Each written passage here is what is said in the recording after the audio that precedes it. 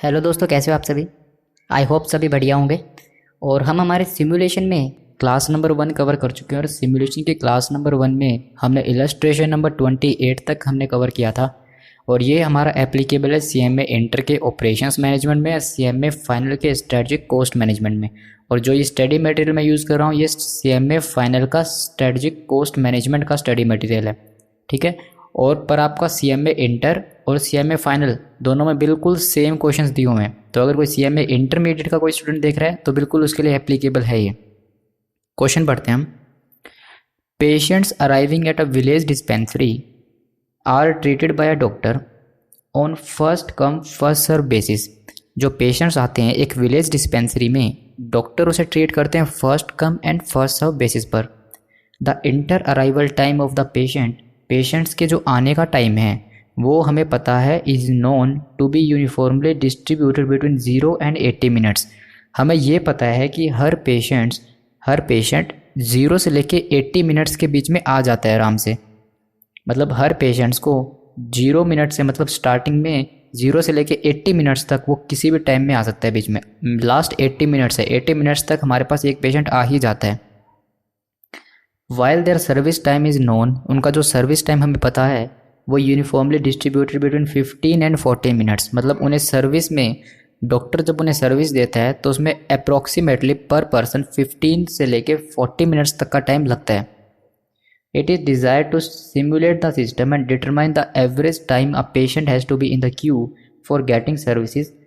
हम ये डॉक्टर जो है वो डिज़ायर करता है कि वो सिमुलेट करेगा सिस्टम को और डिटरमाइन करो कि एवरेज टाइम एक पेशेंट कितना स्पेंड करता है क्यू में, मतलब लाइन में खड़ा होने में, पेशेंट उसका नंबर आने में कितना टाइम लगता है और उसे सर्विस मिलने में कितना टाइम लगता है। और प्रपोर्शनेट ऑफ टाइम बताओ, मतलब टाइम बताओ जब डॉक्टर आइडल होगा। आपको यहाँ पे दो चीज़ निकालनी है। एक तो आपको देखना है कि कितना आपका जो कस्टमर है, जो आपका पेशेंट है, उसे कितना कितना टाइम जो है लाइन में लगना पड़ेगा, क्यू में लगना पड़ेगा अपनी सर्विस का इंतज़ार करने में, टाइम कितना लगने वाला है। एंड सॉरी, सेकंड आपको निकालना है कि जो डॉक्टर होगा कितने टाइम तक वो खाली बैठेगा, वो आइडल बैठेगा, पेशेंट्स का इंतज़ार करेगा आने का। Carry out the simulation using the following sequence of random number. ये हम रैंडम नंबर दे रहे हैं, इनके बेसिस पर आपको सिमुलेशन करनी है। The number have been selected between 00 and 80। जो नंबर आपके 00 से 80 के बीच में है वो एस्टिमेट है इंटर अराइवल टाइम। यहाँ पे लिखा भी हुआ था कि मैक्सिमम 0 से 80 के बीच में आपके पेशेंट आ जाते हैं, 0 से 80 मिनट्स के बीच में पेशेंट आ जाते हैं। तो यहाँ पे लिखा हुआ है कि 00 से लेके 80 के बीच में वो इंटर अराइवल का टाइम है रैंडम नंबर्स का। और आपका जो 15 से लेके 40 मिनट्स है वो एस्टिमेट है कि सर्विस टाइम कितना लगने वाला है पेशेंट्स में। तो ये हमें रैंडम नंबर दिए सीरीज़ 1 और सीरीज़ 2, ठीक है।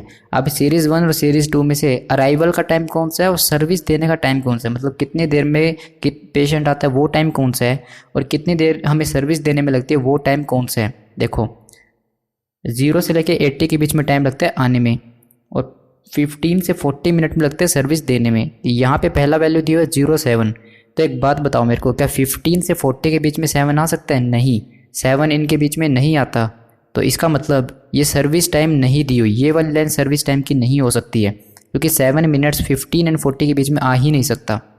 0 एंड 80 के बीच में 7 आ सकता है। इसका मतलब जो ये सीरीज़ नंबर 1 दी है ये हमारी इंटर अराइवल टाइम के लिए दी है, और जो सीरीज़ नंबर 2 दी हुई है वो हमारी सर्विस टाइम के लिए। ये देखना, ये जो सीरीज़ 2 है ये 15 से ऊपर ही मिलेगी पर 40 के अंदर मिलेगी। देखो ये पूरी सीरीज़ 15 से ऊपर है पर 40 के अंदर है, और ये सीरीज़ 0 से ज़्यादा पर 80 के अंदर है। ये देखो, ठीक है। अब हमें इसके बेस पे ये निकालना है कि एक पेशेंट को कितना टाइम क्यू में लगना पड़ेगा, कितना टाइम लाइन में लगना पड़ेगा, पेशेंट को अपनी बारी का इंतज़ार करना पड़ेगा, और कितना टाइम हमारा जो डॉक्टर है वो आइडल बैठेगा, खाली बैठेगा, पेशेंट्स का वेट करेगा, ठीक है। आई होप क्वेश्चन आपने देख लिया होगा। ये हमारे रैंडम नंबर दिए हुए हैं, इनके बेस पे निकालना है, ठीक है। हम इसे सोल्व कर रहे हैं।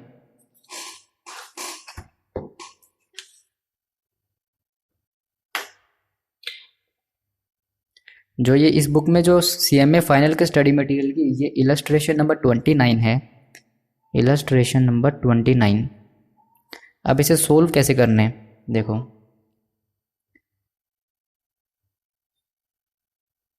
कैलकुलेशन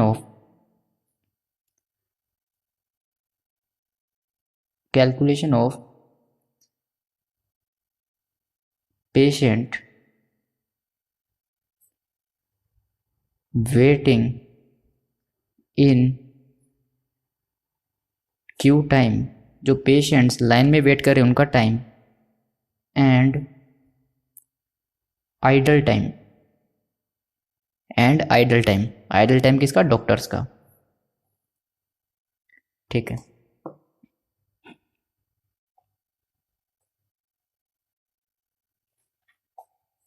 और हमारा जो ये क्वेश्चन है इसमें एक लाइन मिसिंग है।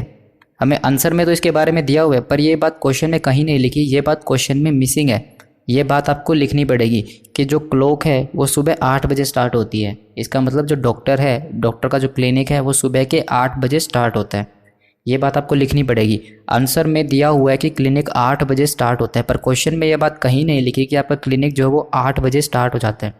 तो आपको ये ऐड ऑन करना पड़ेगा क्वेश्चन में। ये बात शायद यहाँ पे प्रिंट नहीं हुई, ये बात प्रिंट होनी चाहिए थी कि क्लॉक जो है वो 8 बजे स्टार्ट हो जाती है। तो ये बात आपको क्वेश्चन में लिखनी पड़ेगी, अपनी तरफ से मेंशन करो, क्वेश्चन में लिख दो कि क्लॉक जो है वो 8 बजे स्टार्ट होती है। एग्जाम में आएगा तो ये बात लिखी मिलेगी। ठीक है, मुझे लगता है यहाँ पे मिसप्रिंट की प्रॉब्लम है कि मिसप्रिंट हुआ है, ये वर्ड लिखी नहीं हुई। क्लॉक जो हमारी 8 बजे स्टार्ट होगी। देखो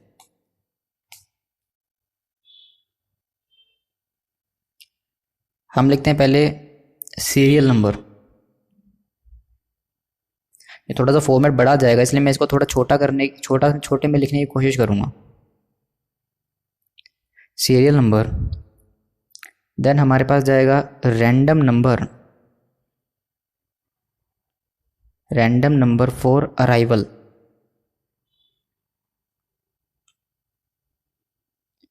रैंडम नंबर फॉर अराइवल, ठीक है। उसके बाद हमारे पास आएगा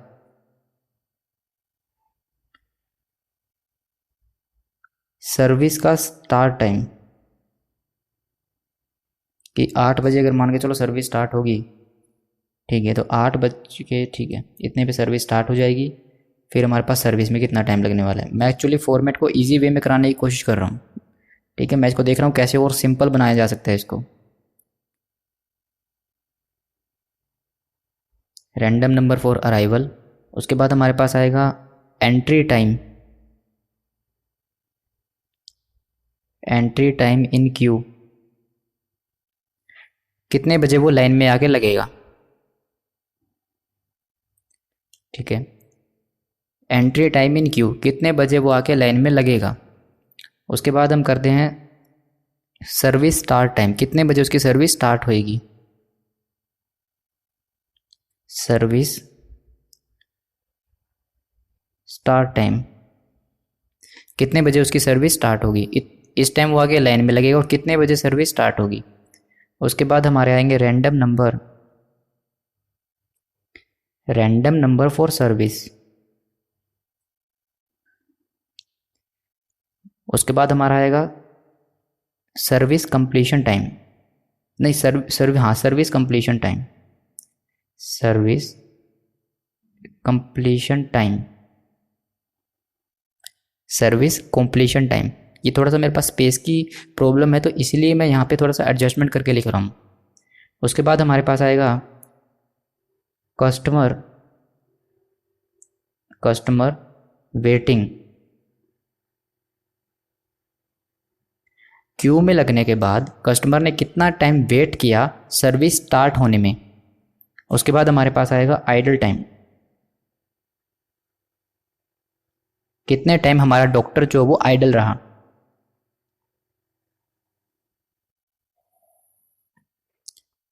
रैंडम नंबर जो है ये दिए हुए हैं मिनट्स में,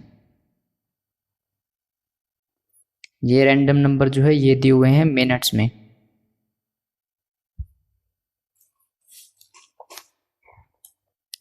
देखिए हमें कहीं भी क्वेश्चन में ये बात नहीं बताई कि कितना प्रोबेबिलिटी निकलेगा, क्या रेंज निकलेगी, क्या कुछ निकलेगा, कुछ भी क्वेश्चन में हमें नहीं बताया। अगर क्वेश्चन ने हमें ये बताया होता कि ये हमारा इतने हमारे कस्टमर आएंगे, ये होने की फ्रीक्वेंसी इतनी है या फिर ऐसी होने की प्रोबेबिलिटी इतनी है, तो हम उसका क्या निकालते, क्यूमुलेटिव प्रोबेबिलिटी, और उसके बेस पे रेंज बनाते और फिर उस रेंज से हम इस डाटा से निकालते कितने कस्टमर में कितना टाइम लगने वाला है। ठीक है, हम सिंपल सी बात है, हम रेंज को यूज़ करते हैं, पर हमें कुछ भी ऐसा इन्फॉर्मेशन नहीं दिया है जिसकी वजह से हम रेंज को यूज़ कर पाएँ। तो हमें क्या करना होगा, जो ये दिया हुआ है हमें ये डाटा, हमें यही मानना पड़ेगा कि अल्टीमेटली हम जब उस रेंज को यूज़ करते, उस रेंज में से डाटा निकालते, तो उसके बाद हमें ये डाटा मिलता। ठीक है, ये हमारा फिनिश्ड आउटपुट है, हम ये मान के चलते हैं। जो हमारा पूरा प्रोसेस था फ्रीक्वेंसी से प्रोबेबिलिटी निकालने का, फिर क्यूमुलेटिव प्रोबेबिलिटी निकालने का, फिर उससे रेंज बनाने का, वो प्रोसेस खत्म हो गया। ये सोच लो, उसके बाद जो फाइनल आउटपुट है वो ये दिया हुआ है, क्योंकि हमारे पास कोई सोर्स ही नहीं है इस क्वेश्चन में जहाँ से हम क्यूमुलेटिव प्रोबेबिलिटी या रेंज निकाल सकें। ठीक है, तो ये दी हुई है मिनट्स, ये दी हुई है सारी मिनट्स। ठीक है, कस्टमर को आने में इतना टाइम लगने वाला है और कस्टमर की सर्विस के ऊपर इतना टाइम लगने वाला है। मैं इसे मेंशन कर लेता हूँ, 7, 21, 12, 80 ऐसे दिया हुआ है। ये हमारे पास ये रैंडम नंबर अराइवल के थे, 7, 21, 12। सीरियल नंबर आप लिखना चाहे तो 1, 2, 3। थर्ड नंबर कस्टमर कब आएगा, फोर्थ नंबर वाला पेशेंट कब आएगा, फिफ्थ नंबर वाला पेशेंट कब आएगा। ये हमने पेशेंट्स को दिया है सीरियल नंबर, कि फर्स्ट नंबर का पेशेंट, सेकंड नंबर का पेशेंट, फिर थर्ड नंबर वाला पेशेंट, फोर्थ नंबर वाला पेशेंट। हमें दिए हुए 7, 21, 12, 80, 12, 80, 08, 03। मैं ये वाला पढ़ रहा हूँ, 12, 80, 03, 08, 03, 12, 80, 12, 80, 08, 03, 32, 65, 43 एंड 74, 6, 7, 8, 9 और 10। ठीक है, उसके बाद हमारे पास रैंडम नंबर सर्विस के दिए, वो हम देखते हैं। 23, 37, 16, 28, 30। ये मैं पूरी लाइन लिख लेता हूँ। 23, 37, 16, 28, 30, then 18, then 25, then 34, 19 and 21। ये हमारे पास दिया हुआ है। हमारी जो घड़ी है सुबह 8 बजे स्टार्ट होता है, मतलब 8 बजे क्लिनिक खुलता है। अब हमें इसके बेसिस पे सारा इन्फॉर्मेशन निकालना है कि कस्टमर को कितना टाइम वेट करना पड़ा और कितने टाइम डॉक्टर खाली बैठा। देखो, अब पहला कस्टमर जो आता है वो 7 मिनट में आता है, मतलब जब हमारा क्लिनिक 8 बजे ओपन हो जाता है, तो जब क्लिनिक 8 बजे ओपन होता है तो उसके बाद हमें 7 मिनट लगती है कस्टमर आने में। तो इसका मतलब जो पहला कस्टमर आएगा वो क्यू में जो लगेगा वो 8:07 पे आएगा। 8:07 पे हमारे पास पहला कस्टमर आता है, क्योंकि आने में 7 मिनट लगते हैं और सुबह 8 बजे क्लिनिक खुलता है। तो पहला कस्टमर 8:07 पे आएगा। हम उसे सर्विस कब स्टार्ट करेंगे, जैसे ही वो आएगा 8:07 पे, हम 8:07 पे ही उसकी सर्विस स्टार्ट कर देंगे। उसे सर्विस देने में 23 मिनट लगने वाले हैं। ठीक है, देखो, वेट अ सेकेंड, उसे सर्विस देने में 23 मिनट लगने वाले हैं और 7 मिनट में वो आया था, 8:07 पे आया, 23 मिनट सर्विस देने, तो मतलब 8:30 बजे तक उसकी सर्विस कंप्लीट होगी। 8:30 बजे तक उसकी सर्विस कंप्लीट होगी। 8:07 पे वो आया और 8:07 पे ही हमने उसकी सर्विस स्टार्ट कर दी और 23 मिनट उसको सर्विस देने में लगे। तो 8:07 के बाद हम 23 मिनट और जोड़ें तो 8:30 पे उसकी सर्विस कंप्लीट हो गई होगी। ठीक है, क्या कस्टमर को कुछ वेट करना पड़ा? नहीं, 8:07 पे आया और 8:07 पे ही सर्विस स्टार्ट हो गई। क्या डॉक्टर खाली बैठा? यस, डॉक्टर 7 मिनट्स खाली बैठा, क्योंकि 8 बजे क्लिनिक खोल के बैठा था वो, और 8:07 पे कस्टमर आया तो 7 मिनट उसको खाली बैठना पड़ा। ठीक है, नेक्स्ट जो हमारे पास कस्टमर लाइन में आके लगेगा वो 21 मिनट बाद आएगा। इसका मतलब 8:07 पे पहला कस्टमर, इसके बाद 21 मिनट बाद नेक्स्ट कस्टमर आएगा। देखो, मतलब 28, 8:28 पे 8:28 पे नेक्स्ट कस्टमर आएगा। अब उसका सर्विस कब स्टार्ट करेंगे हम? जब हमारे पास, और क्वेश्चन में लिखा कि first come first serve basis पे हम सर्विस देते हैं। देखो, ये दिखा, फर्स्ट कम फर्स्ट, जो पहले आएगा उसे पहले सर्विस देंगे। तो जो इसे पहले वाला जो कस्टमर आया है जो कस्टमर है पहले इसकी सर्विस कंप्लीट होगी फिर इसकी स्टार्ट होगी। तो 8:30 पे इसकी सर्विस कंप्लीट हो रही है, तो इसके बाद ही तो इसकी सर्विस स्टार्ट होगी।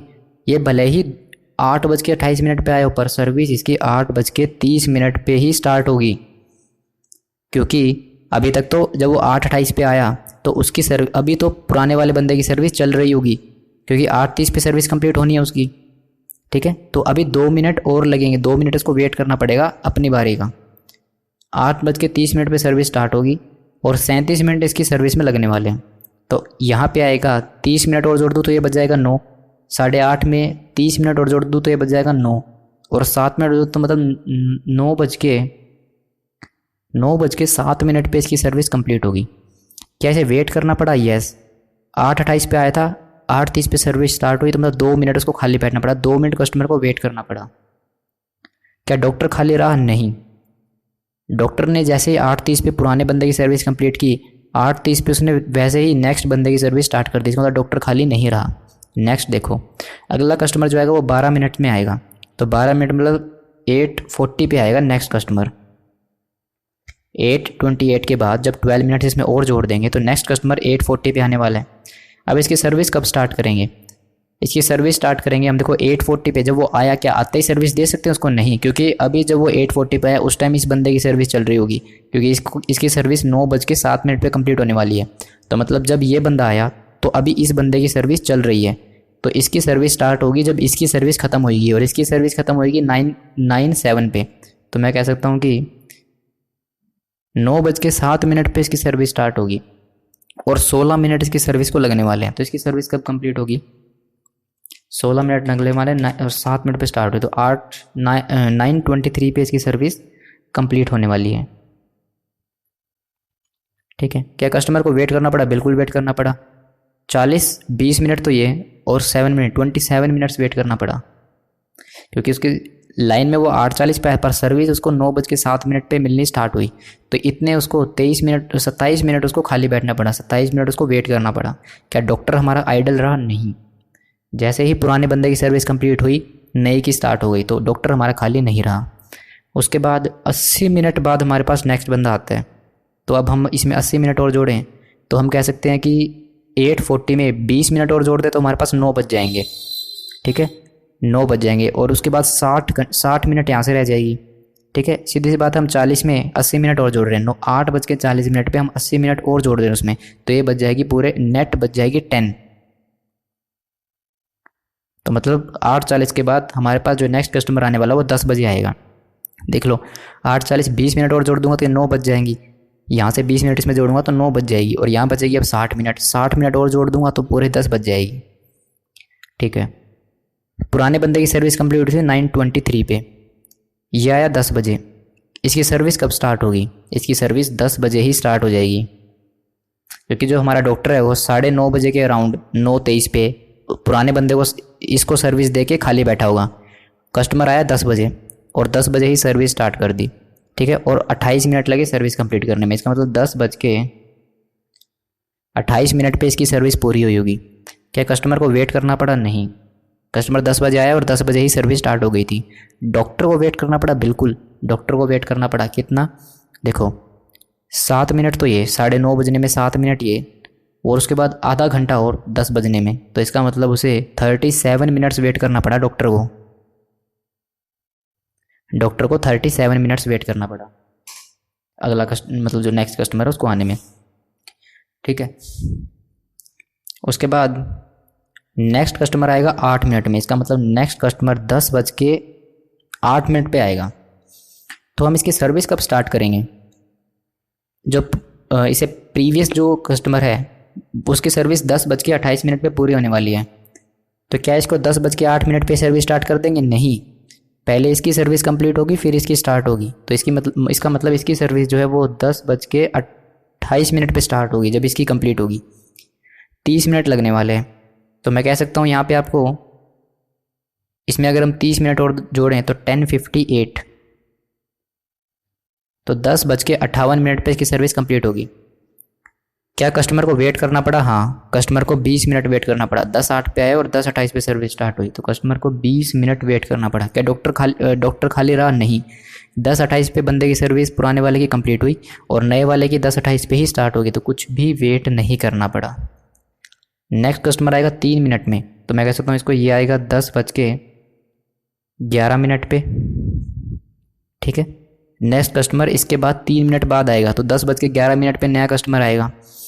क्या हम इसे 10:11 पे सर्विस दे सकते हैं? नहीं, क्योंकि अभी पुराने वाले की सर्विस ही कंप्लीट नहीं हुई, क्योंकि इसकी सर्विस 10:58 पे कंप्लीट होगी। तो इसको अभी हम 10:11 पे सर्विस नहीं दे सकते। इसको सर्विस देंगे जब प्रीवियस जो हमारे पास कस्टमर आया, पेशेंट आया, उसकी सर्विस कंप्लीट हो जाएगी। तो इसको हम सर्विस देंगे 10:58 पे। ठीक है, और उसको 18 मिनट लगते हैं सर्विस पे, तो मैं यहाँ 2 मिनट जोड़ दूँ तो ये बच जाएगा 11 और 16, तो 11 बज के, तो मैं कह सकता हूँ कि 11:16 पे इसकी सर्विस जो है कंप्लीट होगी। क्या कस्टमर को वेट करना पड़ा? हाँ, 10:11 पे आया और 10:58 पे उसकी सर्विस स्टार्ट हुई, तो उसे 47 मिनट्स वेट करना पड़ा। उसे 47 मिनट्स वेट करना पड़ा। सभी को समझ तो आ रहा ना मैं कैसे कर रहा हूँ? ठीक है, 10:11 पे वो आया और सर्विस उसके 10:58 पे स्टार्ट हुई। 10:11 पे कर सकते थे, पर क्यों नहीं कर पाए? क्योंकि पहले हमें पुराने बंदे को भी तो निपटाना है। जब पुराना बंदा जाएगा तभी तो इसकी सर्विस स्टार्ट होगी। तो ये वाली सर्विस जब इसकी 10:58 पे कंप्लीट हो जाएगी, तब इसकी 10:58 पे स्टार्ट होगी। ठीक है, 47 मिनट से खाली बैठेगा। उसके बाद क्या डॉक्टर खाली है? नहीं, डॉक्टर खाली नहीं है, क्योंकि डॉक्टर को 10:58 पे पुरानी सर्विस कंप्लीट की, उसको कंप्लीट करते ही नई सर्विस उसने स्टार्ट कर दी। उसके बाद 32 मिनट्स बाद नेक्स्ट कस्टमर आएगा, तो मैं कह सकता हूँ यहाँ पे 10:43 पे नेक्स्ट कस्टमर आएगा। 10:43 पे नेक्स्ट कस्टमर आएगा। इसकी सर्विस कब स्टार्ट करेंगे? क्या 10:43 पे ही स्टार्ट कर दें? नहीं, क्योंकि 11:16 पे तो पुराने वाले की सर्विस कंप्लीट होगी, तो इसकी जब कंप्लीट होगी तभी इसकी स्टार्ट होगी। तो यहाँ पे आएगा 11:16 पे इसकी सर्विस स्टार्ट होगी। 25 मिनट की सर्विस को लगने वाले हैं, तो देखो 25 और 16 ये आएगा 41, तो इसकी सर्विस जो है 11:41 पे कंप्लीट होगी। कैसे वेट करना पड़ा? यस, कितना वेट करना पड़ा? 7 मिनट्स तो ये 10:50 में, 7 मिनट्स ये और 10 मिनट्स वो, 10 मिनट्स ये, तो 11 बजने में उसे 17 मिनट्स तो ये हो गए, और 17 मिनट्स ये, और 11 के बाद 16 मिनट्स और वेट करना पड़ा, तो टोटल उसे 33 मिनट्स वेट करना पड़ा। क्या डॉक्टर आइडल रहा? नहीं, 11:16 पे इसकी सर्विस कंप्लीट हुई और 11:16 पे ही स्टार्ट होगी, तो डॉक्टर को वेट नहीं करना पड़ा, डॉक्टर आइडल नहीं रहा। उसके बाद 65 मिनट बाद नेक्स्ट कस्टमर आते हैं। देखो, अगर मैं करता हूँ 60 - 43 17, तो मतलब 11 बजने में 17 मिनट्स यहाँ, और मैं 65 में से माइनस करता हूँ 17, तो ये आता है 48। तो मैं कह सकता हूँ कि 11 बज गए, 11 बज के 48 मिनट्स पे, 11:48 पे नेक्स्ट कस्टमर आएगा। कैसे निकाला मैंने निकाला कि 60 - 43, तो मैंने निकाला कि अभी 11 बजने में 17 मिनट पड़े हैं, तो अगर मैं 17 मिनट इसमें जोड़ दूँ तो 11 बज जाएंगे, तो और 65 में से माइनस कर दूँ 17 मिनट्स, तो 48, तो मतलब 11:48 पे नेक्स्ट कस्टमर आएगा। क्या 11:48 पे इसको सर्विस दे सकते हैं? बिल्कुल दे सकते हैं। 11:41 पे डॉक्टर जो है प्रीवियस बंदे की सर्विस दे के आइडल बैठा होगा, तो ये 11:48 पे आते ही इसको 11:48 पे सर्विस मिल जाएगी। ठीक है, और इसको 34 मिनट्स लगने वाले हैं सर्विस कंप्लीट होने में। कितना टाइम लगेगा? 12 मिनट्स तो यहाँ से 12 बजने में, तो 34 - 12, तो आएगा 12:22। 12:22 पे इसकी सर्विस कंप्लीट होगी। क्या कस्टमर को वेट करना पड़ा? नहीं, 11:48 पे आया और 11:48 पे सर्विस मिल गई। क्या डॉक्टर को वेट करना पड़ा? यस, 11:41 पे डॉक्टर प्रीवियस बंदे की सर्विस देके आइडल बैठा होगा, और 11:48 पे कस्टमर, मतलब 7 मिनट उसे वेट करना पड़ा। उसके बाद नेक्स्ट कस्टमर 43 मिनट्स बाद आएगा, तो 43 मिनट्स बाद मतलब यहाँ पे अगर मैं 2 मिनट जोड़ दूँ तो 11:50, इसका मतलब 12 बजने में यहाँ 12 मिनट्स पड़े हुए हैं, तो 43 - 12, तो 31। मैं कह सकता हूँ कि 12:31 पे नेक्स्ट कस्टमर आएगा। क्या इसकी सर्विस 12:31 पे ही स्टार्ट हो जाएगी? हो जाएगी, क्योंकि 12:22 पे तो डॉक्टर सर्विस कंप्लीट करके आइडल बैठा होगा। तो मैं कह सकता हूँ कि सर्विस 12:31 पे ही स्टार्ट हो जाएगी और उसे 19 मिनट लगेंगे सर्विस कंप्लीट होने में। तो 31 + 19 तो 11 कितना 1250 पे इसकी सर्विस कंप्लीट हो जाएगी। क्या कस्टमर को वेट करना पड़ा? नहीं, 12:31 पे आया और 12:31 पे ही सर्विस स्टार्ट होगी। कस्टमर को कोई वेट नहीं करना पड़ा, डॉक्टर को यस। डॉक्टर जो है 12:22 पे ही प्रीवियस बंदे की सर्विस दे के खाली बैठा था और जो नेक्स्ट पेशेंट है वो 12:31 पे आया। कितने मिनट उसे वेट करना पड़ा? 9 मिनट्स उसे वेट करना पड़ा। ठीक है, 31 - 22 9 मिनट्स उसे वेट करना पड़ा। अब देखिए नेक्स्ट कस्टमर हमारे पास 74 मिनट्स बाद आया। 74 मिनट्स बाद कितने बज जाएंगे 74 मिनट्स बाद? तो अगर मैं देखूं 60 - 31 29 मिनट्स बाद 1 बज जाएगा। 74 - 29 तो यह 45 मिनट्स और बचते हैं। इसका मतलब 145 पे नेक्स्ट कस्टमर आने वाला है और इसकी सर्विस कब स्टार्ट होगी? 1250 पे प्रीवियस बंदे की सर्विस कंप्लीट हो चुकी है। इसका मतलब डॉक्टर आइडल बैठा होगा इसकी सर्विस देने के बाद, क्योंकि पेशेंट 1:45 पे आया नेक्स्ट। तो इसकी सर्विस 145 पे ही स्टार्ट हो जाएगी और इसकी सर्विस को 21 मिनट्स लगने वाले हैं। 21 मिनट्स जोड़ देंगे इसमें तो कितने बच जाएंगे? तो हमारे पास 60 - 45 15 मिनट बाद हमारे पास 2 बज जाएंगे। 21 - 15 तो मैं कह सकता हूँ 2:06 पे इसकी सर्विस कंप्लीट हो जाएगी। क्या कस्टमर को वेट करना पड़ा? नहीं, कस्टमर को तो कोई वेट नहीं करना पड़ा। जितने बजे आया उतने बजे सर्विस स्टार्ट हो गई। डॉक्टर को वेट करना पड़ा? यस, डॉक्टर आइडल था। कितने मिनट्स डॉक्टर आइडल था? 10 मिनट। 12:50 पे तो सर्विस उसने कंप्लीट की थी प्रीवियस पर्सन की, उसके बाद से वो आइडल बैठा था। तो मतलब 10 मिनट बाद 1 बज जाएगा, तो 10 मिनट यहाँ से और 45 मिनट नेक्स्ट कस्टमर को आने 45 यहाँ से, तो उसे 55 मिनट डॉक्टर हमारा पूरे 55 मिनट खाली बैठा था।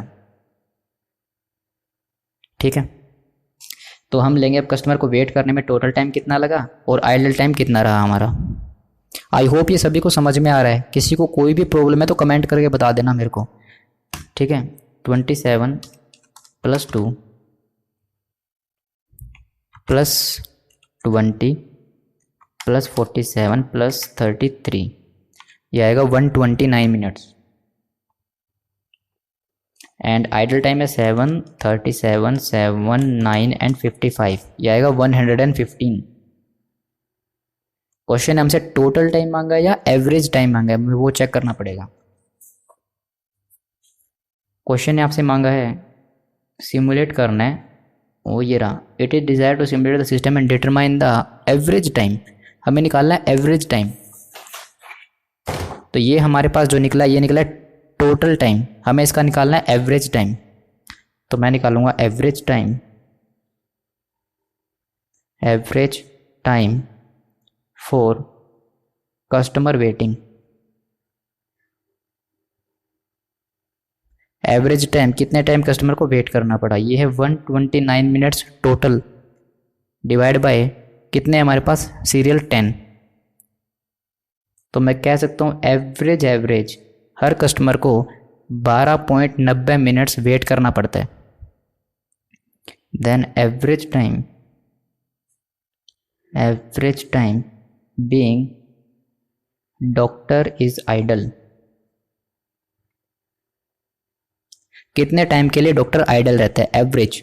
तो टोटल टाइम हमें दिया हुआ है कि 115 और डिवाइड करेंगे इसे 10 से, तो मैं कह सकता हूँ 11.50। तो डॉक्टर को ऑन एन एवरेज 11.50 मिनट जो है वो खाली बैठना पड़ता है, उसके बाद पेशेंट आता है। और कस्टमर को अप्रोक्स 12.90 मिनट जो है लाइन में लग के वेट करना पड़ता है। ये मिनट्स हैं और ये भी मिनट्स हैं।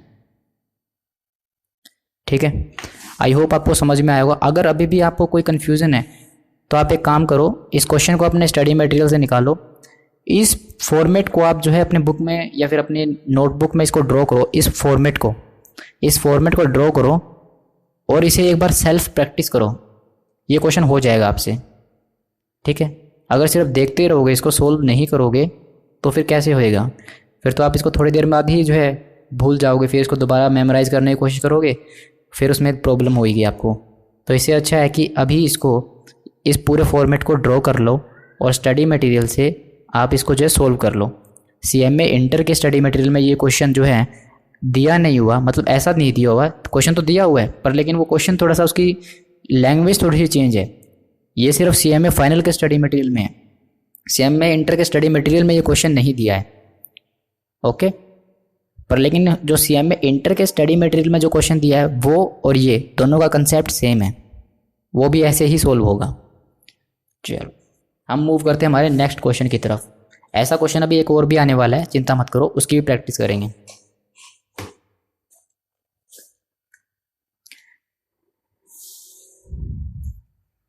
इलस्ट्रेशन नंबर 30 देखिए, an automobile production line turns out about 100 cars a day. एक ऑटोमोबाइल प्रोडक्शन लाइन है जो कि अप्रोक्सीमेटली 100 कार्स पर दिन में जो है प्रोडक्शन कर देती है।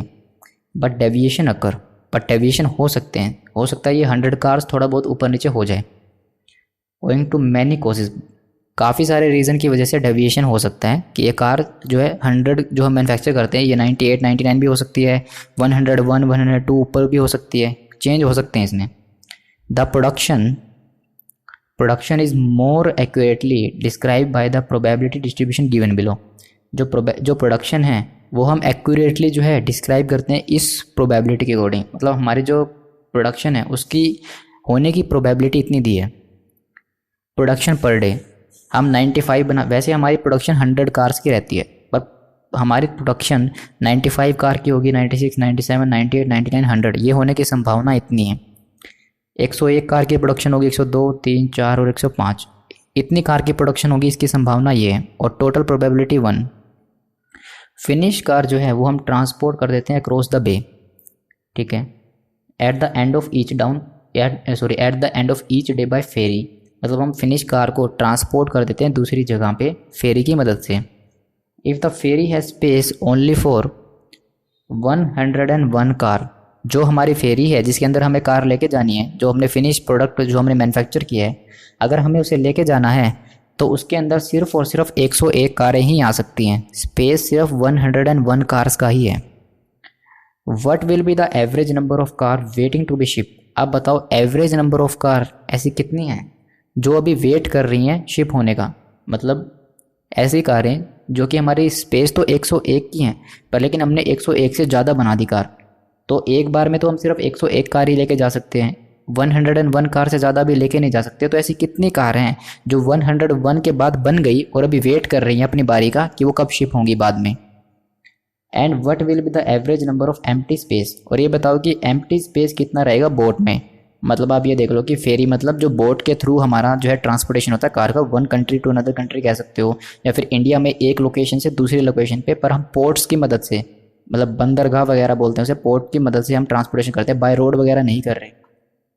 तो आप बताओ अगर हमारी फेरी में, हमारी बोट में 101 कार रखने की जगह है तो कितनी कार ऐसी हैं जो भी वेट कर रही हैं अपना शिप होने का, जो 101 से ज़्यादा बना दी। और आप बताओ average number of empty space कितना है बोट में, मतलब स्पेस में बोट में अभी कितना स्पेस खाली है, मतलब अगर हमने 101 से कम कार बनाई तो हमारी बोट में कितना स्पेस खाली रहता है। रैंडम नंबर जो है वो ये दिया हुआ है 20, 63, 46, 16, 45, 41, 44, 66, 87, 26, 78, 40, 29, 92 एंड 21। अगर जो ये लास्ट वाला क्वेश्चन अभी हमने किया ऊपर वाला, अगर ये देखो क्वेश्चन में, प्रीवियस क्वेश्चन में क्या लिखा था कि हमने एज्यूम किया है कि जो स्टार्टिंग टाइम है वो 8 बजे का है, ठीक है, इन्होंने अजम्पशन लिए हैं, पर लेकिन ये बात क्वेश्चन में लिखी होनी चाहिए कि हमारा जो है टाइम 8 बजे का स्टार्ट होता है। हम अजम्पशन नहीं लेंगे, हमारे क्वेश्चन में लिखा होता है कि 8 बजे स्टार्ट होगा, तो आपको अगर पेपर में एग्जाम में ये क्वेश्चन आता है ऐसा जो मैंने अभी प्रीवियस वाला कराया, तो टाइम दिया होगा कि इतने बजे क्लॉक स्टार्ट होती है, और अगर नहीं दिया तो फिर आपको यही बात करनी पड़ेगी, आपको अजम्पशन ही लेनी पड़ेगी। चलो हम नेक्स्ट हमारे क्वेश्चन पे मूव करते हैं। इस पर अगर किसी ने ये वाला क्वेश्चन जो मैंने प्रीवियस वाला करवाया है, अगर ये वाला समझ में, जिसको बिल्कुल अच्छे से समझ में आया, जिसमें कॉन्फिडेंस है कि वो प्रीवियस वाला क्वेश्चन वो चाहे तो कर सकता है अभी, तो ये वाला क्वेश्चन उसके लिए कुछ भी नहीं है। आप वीडियो को पॉज करो, पर पहले जो प्रीवियस क्वेश्चन किया है उस प्रीवियस क्वेश्चन को जो है आप सोल्व करो, ठीक है। अगर कोई बेड पे लेट के वीडियो देख रहा है तो कोई बात नहीं, वीडियो देखो, पर लेकिन इतनी हिम्मत रखो कि उठ के सोल्व कर सको क्वेश्चन को भी, ठीक है। तो वो प्रीवियस जो क्वेश्चन है वीडियो पॉज करके पहले वो वाला सोल्व कर लो। वो वाला करने के बाद, प्रैक्टिस करने के बाद आप इस क्वेश्चन को आराम से कर सकते हो। जैसे उसमें क्या पूछा था, कितने कस्टमर वेट कर रहे हैं अभी अपनी बारी का, और डॉक्टर कितने टाइम खाली बैठता है। सेम वही है, कितनी कारें अभी वेट कर रही है जाने का, और कितनी हमारे उसमें बोट में जगह खाली पड़ी हुई है। कंसेप्ट वही है, बस कह सकते हैं ना नाम बदल दिया, पर कंसेप्ट वही है, ठीक है। मैं तो इस क्वेश्चन को कराऊंगा, अगर आपको करना है तो पॉज करके वीडियो और फटाफट से करना स्टार्ट कर दो। यहाँ पे मैं प्रोबेबिलिटी वगैरह दी है, इतना हिंट दे रहा हूँ, रेंज निकाल लो। रेंज निकालने के बाद इस डाटा से निकाल लो कितनी कारें वगैरह की, कितनी हमारी जो है प्रोडक्शन होने वाली है, और फिर उस बेसिस पे आप इसको कैलकुलेट कर सकते हो। चलो हम इसे करते हैं कैलकुलेट। पहले मैं इसकी मदद से, इस डाटा की मदद से मैं रेंज निकालता हूँ।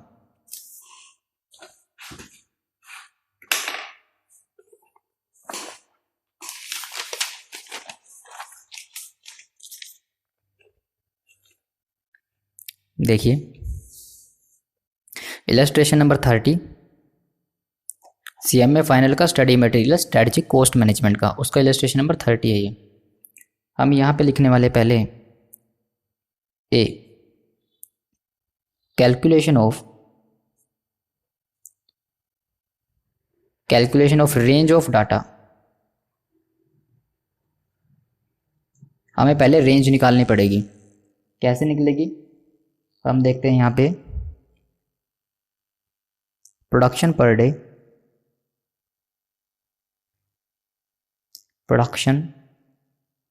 डे, देन हमारे पास आएंगे प्रोबेबिलिटी,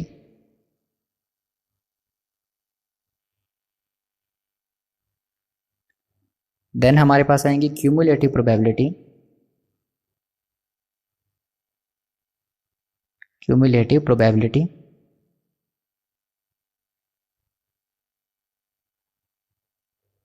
देन हमारे पास आएगा रेंज। तो हमारे पास जो क्वेश्चन में दी है वो दी है 95, 96, 97, 98, 99, 100। ये देखो मैं यहाँ से डाटा उठा रहा हूँ, ये दिया हुआ 95, 96, 100, 1 2 3 4 5।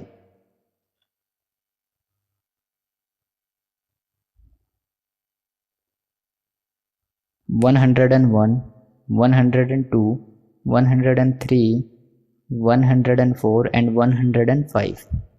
प्रोबेबिलिटी दी हुई है 0.03, 0.05, 0.07, 0.10, 0.15, 0.20, 0.15, then 0.10, 0.07, then 0.05, then 0.03। अब हमें इसका निकालना है क्यूमुलेटिव प्रोबेबिलिटी। 0.03, 0.08, 0.15, 0.25,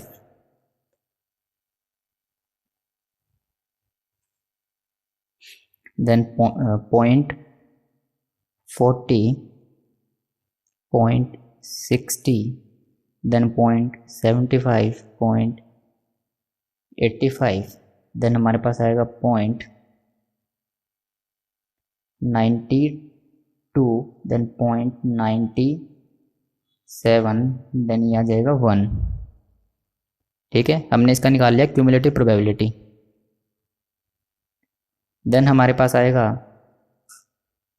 रेंज 00 से 02 तक। ये वाला 3 है जो नेक्स्ट में आएगा, 8 नेक्स्ट में आएगा, 15 नेक्स्ट में आएगा, ऐसे चलेंगे। अब ये 03 से 07 तक, 08 से 14 तक, देन 15 से 24 तक, 25 से 39 तक, देन 40 से 59 तक, then 60 से 74, then 75 to 84, then 85 to 91, then 92 to 96, then 97 to 99. Okay, we have computed the range of the data, and now we will calculate the number of cars waiting to be shipped and number of empty space, not number of, that is average number of empty space in the boat. So calculation of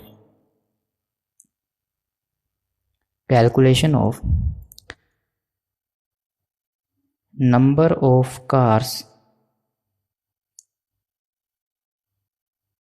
waiting to be shipped and average number of empty space. अब हमें ये calculate करना है। हम देखते हैं, अब हमारे पास दिए हुए रैंडम नंबर्स,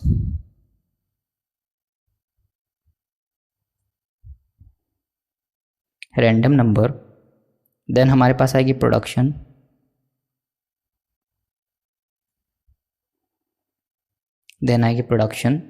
देन हमारे पास आएगा नंबर ऑफ कार्स वेटिंग,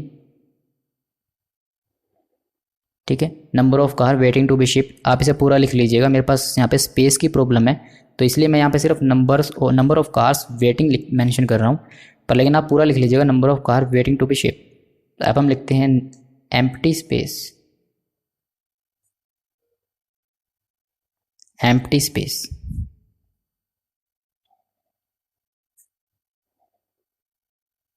अब हम देखते हैं रैंडम नंबर्स क्या क्या दिए हुए हैं हमें। 20, 63, 46, 16, ये वाले उठा रहा हूँ मैं, 20, 63, 46, 16, 45, 41, 45, 41, 44, 66, 87, 26। हमारे पास स्पेस की थोड़ी सी प्रॉब्लम है, मैं यहाँ पे एक्स्ट्रा शीट को ऐड करता हूँ।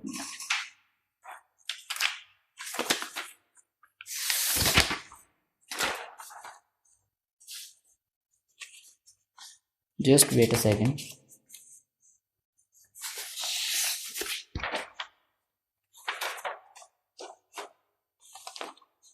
देखिए 26 के बाद हमें दिया हुआ है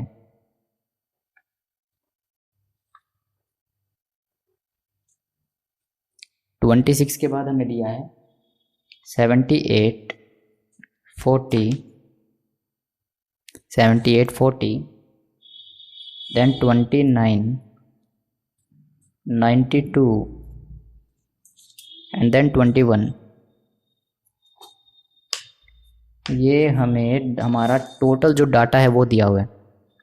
अब मैं इसके निकालता हूँ प्रोडक्शन कितनी लगने वाली है, तो कितने क्वांटिटी की प्रोडक्शन होने वाली है, कितने कार्स की, 20। अगर मैं देखो 20, हमारा 20 कहाँ आ रहा है, 15 से 24 के बीच में, और कितनी 98।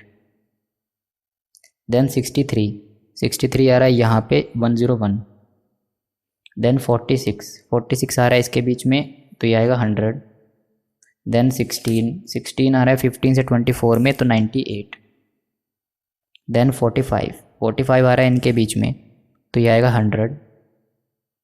देन 41 आ रहा है यहाँ पे, तो 100। देन 44 आ रहा है 100। देन 66 हमारे पास आ रहा है 101। देन आ रहा है हमारे पास 87 आ रहा है 103। देन आ रहा है हमारे पास 26 आ रहा है 99। देन उसके बाद हमारे पास 78, तो 78 हमारे पास आ रहा है इसमें 102। देन 40 कहाँ आ रहा है, ये रहा 100। देन 29 आ रहा है इसके बीच में, 25 to 39 के बीच में, तो 99। देन उसके बाद 92 हमारा यहाँ पे आ रहा है, तो ये आएगा 104। देन 21, तो हमारा 21 आ रहा है इसके बीच में, 15 से 24 के बीच में, 98। अब हमें निकालना है number of cars waiting and total space, वो है 101 कार्स का। अब देखो हमारे पास 101 कार्स है, प्रोडक्शन हमने 98 की है। क्या कोई कार अभी वेट कर रही है? क्या किसी कार को हम नेक्स्ट स्टेप मतलब नेक्स्ट जो हमारे पास दोबारा से जब हम फेरी को लेके आएंगे कार्स को लोड करने के लिए, क्या उस टाइम पे लेके जाएंगे या अभी ले जाएंगे? अभी ले जाएंगे। देखो प्रोडक्शन 98 की है, स्पेस हमारे पास 101 का, मतलब सारी कार चली जाएंगी, तो कोई भी कार भी वेट नहीं कर रही कि शिप होने का। क्या एम्प्टी स्पेस है? बिल्कुल है। 98 कार हमने बनाई और स्पेस 101 का है, तो मैं कह सकता हूँ 3 कार्स अभी और आ सकती है, इसमें 3 कार का एम्प्टी स्पेस है। उसके बाद हमने 101 कार बनाई, क्या कोई कार अभी वेट कर रही है? नहीं, क्योंकि 101 की ही टोटल स्पेस है, कोई एम्प्टी स्पेस नहीं। 100 कार्स बनाई, टोटल स्पेस 101 कार है, तो 100 के 100 हमने शिप कर दिया क्योंकि स्पेस पूरा है। बल्कि अभी एक कार के लिए एक कार के लिए स्पेस बचा हुआ तो एम्प्टी स्पेस अभी 1 कार के लिए बचा है। तो 98 के केस में भी 3, तो आप इसे ऐसे सोल्व कर सकते हो, बिल्कुल ईजी है। 100 प्रोडक्शन हमने की 100 कार की, जगह पूरी 101 कार की, तो कोई भी कार भी वेट नहीं कर रही, सारी कार उसमें लोड हो गई होंगी क्योंकि स्पेस पूरा है। और बल्कि अभी एक कार और आ सकती है। सेम यहाँ पे भी ऐसे, सेम यहाँ पे भी ऐसे। यहाँ पे कुछ नहीं क्योंकि 101 है, तो 101 की स्पेस है, कोई वेट नहीं कर रही और कोई खाली जगह नहीं है। 103 पे देखो, 103 पे हमारे पास 101 कार की स्पेस है, तो अभी 2 कार ऐसी हैं जो कि नेक्स्ट राउंड में लेके जानी पड़ेगी, अभी उन्हें ले जाने का स्पेस नहीं है। तो जो 2 कार है वो भी वेट कर रही हैं कि उन्हें शिप नेक्स्ट राउंड में शिप किया जाएगा। 99 कार है, तो 99 पूरी चढ़ जाएंगी बोट में, क्योंकि बोट में 101 कार का स्पेस है, और बल्कि अभी 2 कार और आ सकती हैं यहाँ पे। ठीक है, देन देखिए 102 के केस में हमारे पास स्पेस 101 का है, अभी एक कार ऐसी है जो कि नेक्स्ट राउंड में जाएगी, क्योंकि अभी 101 कार का स्पेस है, तो 101 तो चढ़ जाएंगी, लेकिन जो एक लास्ट कार बचेगी उसे वेट करना पड़ेगा। 100 कार से तो सारी कार चढ़ जाएंगी, बल्कि अभी एक कार और आ सकती है। 99 कार्स हैं, तो 99 कार्स के केस में और 101 का स्पेस है, तो सारी कार आ जाएंगी, और बल्कि अभी 2 कार्स और आ सकती हैं इस पर।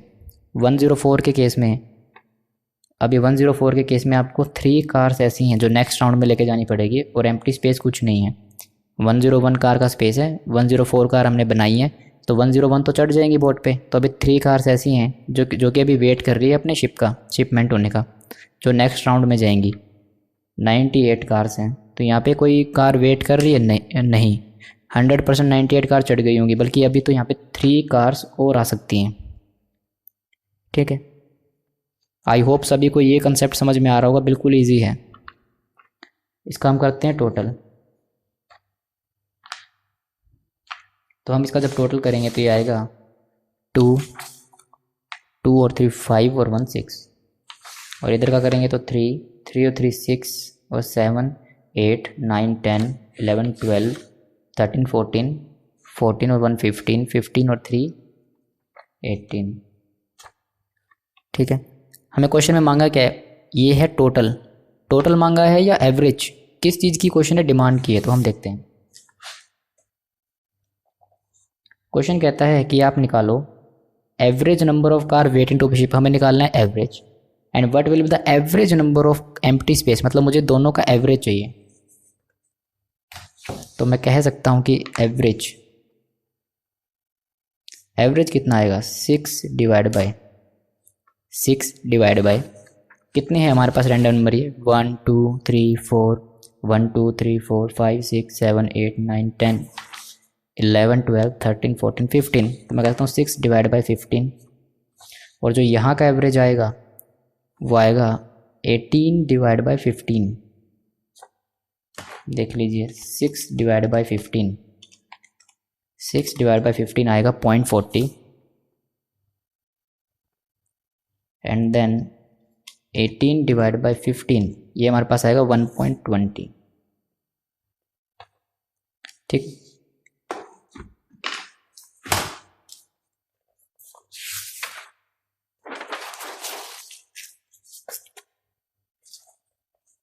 देखिए 0.40 और 1.20, ये हमारे पास था question, illustration number 30 CMA final का स्टडी मटेरियल का। आई होप समझ में आ गया होगा, कोई इसमें कॉम्प्लेक्सिटी कुछ भी नहीं थी। अब illustration number 31, most important, and इसमें बहुत अच्छे कंसेप्ट यूज़ होने वाले हैं। काफ़ी बच्चों को कन्फ्यूज़न हुई इस क्वेश्चन में, जिन्होंने सेल्फ स्टडी किया, खुद से ट्राई करने की कोशिश की है, या फिर उन्होंने जब क्लासेस वगैरह में क्वेश्चन चल रहा था तो उनको अच्छे समझ में नहीं आया, तो ये सोल्व करने में उसे काफ़ी प्रॉब्लम होने वाली है। पर मैं आपको बता दूं, अभी जब हम करेंगे तो बिल्कुल इजी है, ऐसा कोई बिग कंसेप्ट नहीं है। देखिए अभी, वेट सेकेंड,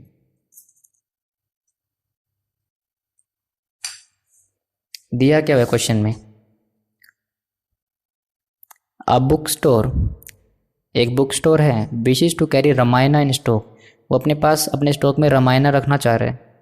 डिमांड जो वो प्रोबेबिलिस्टिक है, डिमांड का हम अंदाज़ा लगा सकते हैं।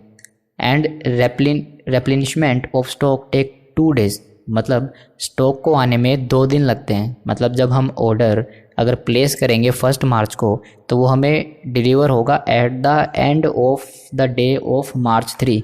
1 मार्च को ऑर्डर प्लेस करेंगे तो 3 मार्च को आखिर में रिसीव होगा। मैं एक चीज़ इसमें हाईलाइट कर रहा हूँ,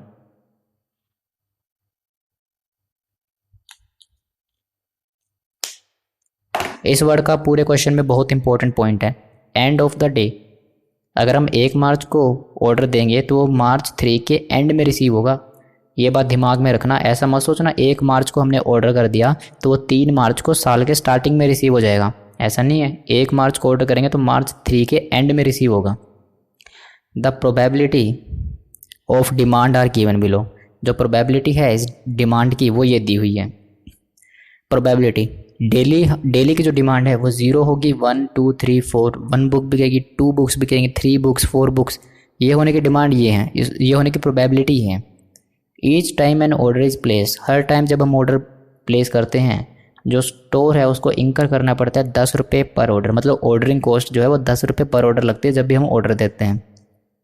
द स्टोर ऑल्सो इंकर अ कैरिंग कॉस्ट ऑफ 50 पैसा पर बुक पर डे, जो आपका स्टोर है बुक स्टोर, उसको अपने जो रामायण अपने स्टॉक में रखने के लिए 50 पैसे का पर बुक पर डे के हिसाब से खर्चा करना पड़ता है उसे अपने पास स्टॉक में रखने का। जो इन्वेंट्री कैरिंग कॉस्ट है वो कैलकुलेट करेंगे on the basis of stock at the end of each day, हर दिन के आखिरी में जो स्टॉक बचा होगा उसके ऊपर ये 50 पैसा एप्लीकेबल होगा।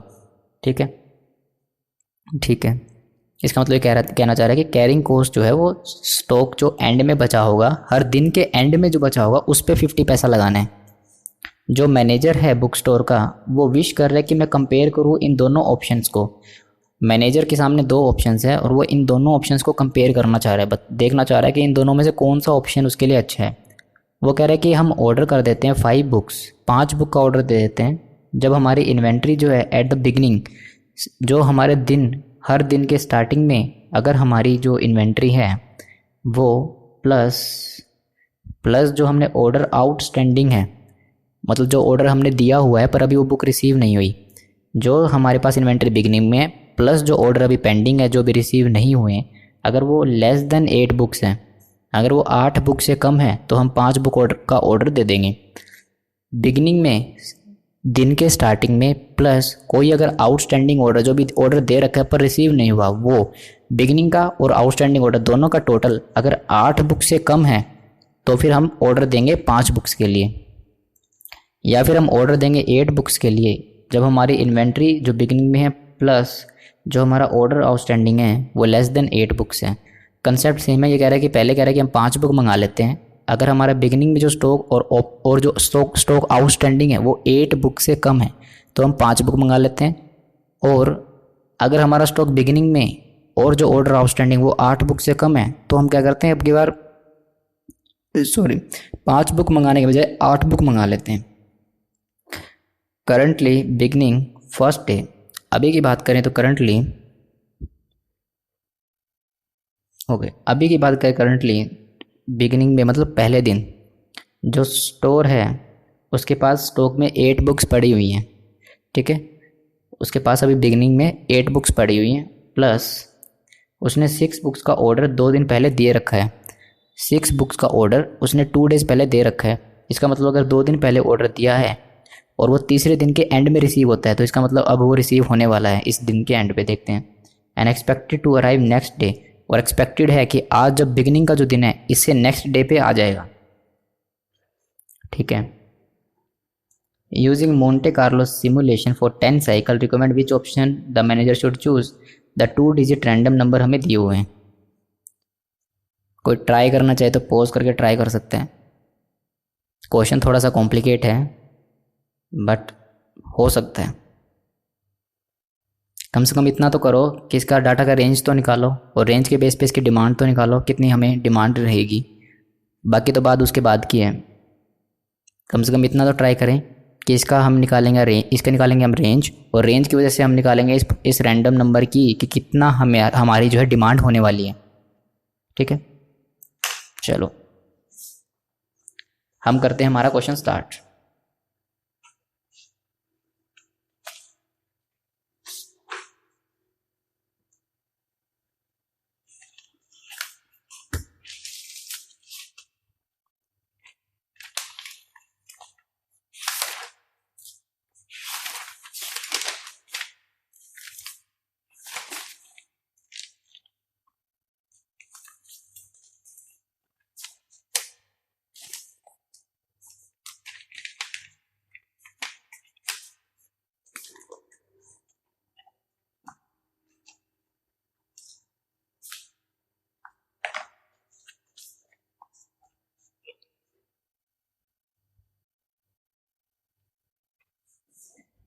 ये हमारे पास है illustration number 31,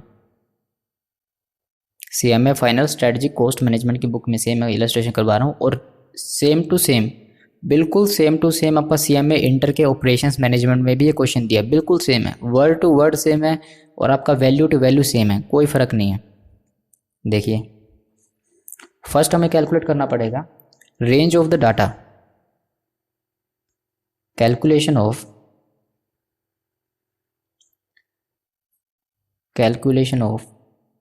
range of data. तो हम यहाँ पे देखेंगे पहले डिमांड, जो कि है daily, demand daily, demand per day कह सकते हैं आप। Then we have probability,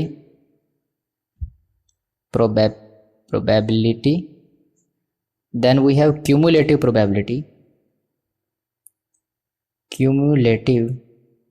probability,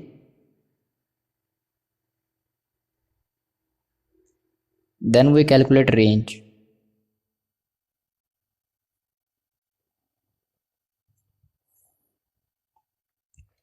हमें क्वेश्चन में दिया हुआ है 0, 1, 2 एंड 3 एंड 4। प्रोबेबिलिटी दी हुई है इसकी 0.05, 0.10, 0.30, देन 0.45, देन 0.10। क्यूमुलेटिव क्यूमुलेटिव हमारे पास आएगा 0.05, 0.25, 0.55, 0.90 एंड देन 1। अब हम डाटा के रेंज निकालेंगे तो ये आएगा 00 से 04, देन ये आएगा 05 से 24, then 25 to 54, then 55 to 89, then 90 to 99। ये हमारे पास रेंज आएगी डाटा की। Okay, B, option number A. Option number A हमारे पास क्या है, देखो उसके पास 2 ऑप्शंस हैं। वो 5 बुक का ऑर्डर करेगा जब इन्वेंट्री बिगिनिंग में प्लस जो आउटस्टैंडिंग है ऑर्डर वो लेस देन 10 बुक्स का है। तो हम पहले इस ए ऑप्शन को लेके चलते हैं। Option number A, option A में क्या है, ऑर्डर 5 बुक्स। हम 5 बुक्स ऑर्डर करेंगे तो हम यहाँ लिखते हैं हमारा random number,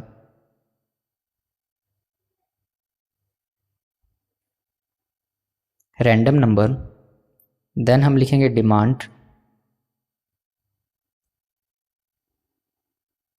random number, then लिखेंगे डिमांड, देन हमारे पास लिखेंगे हम ओपनिंग स्टॉक,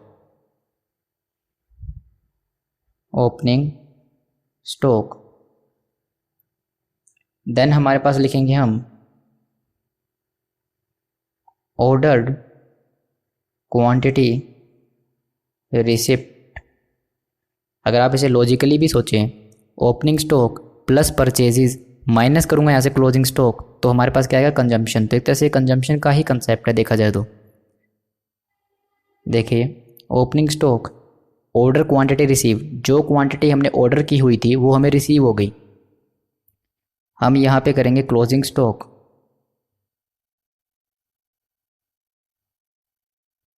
ये हमारा आएगा क्लोजिंग स्टॉक।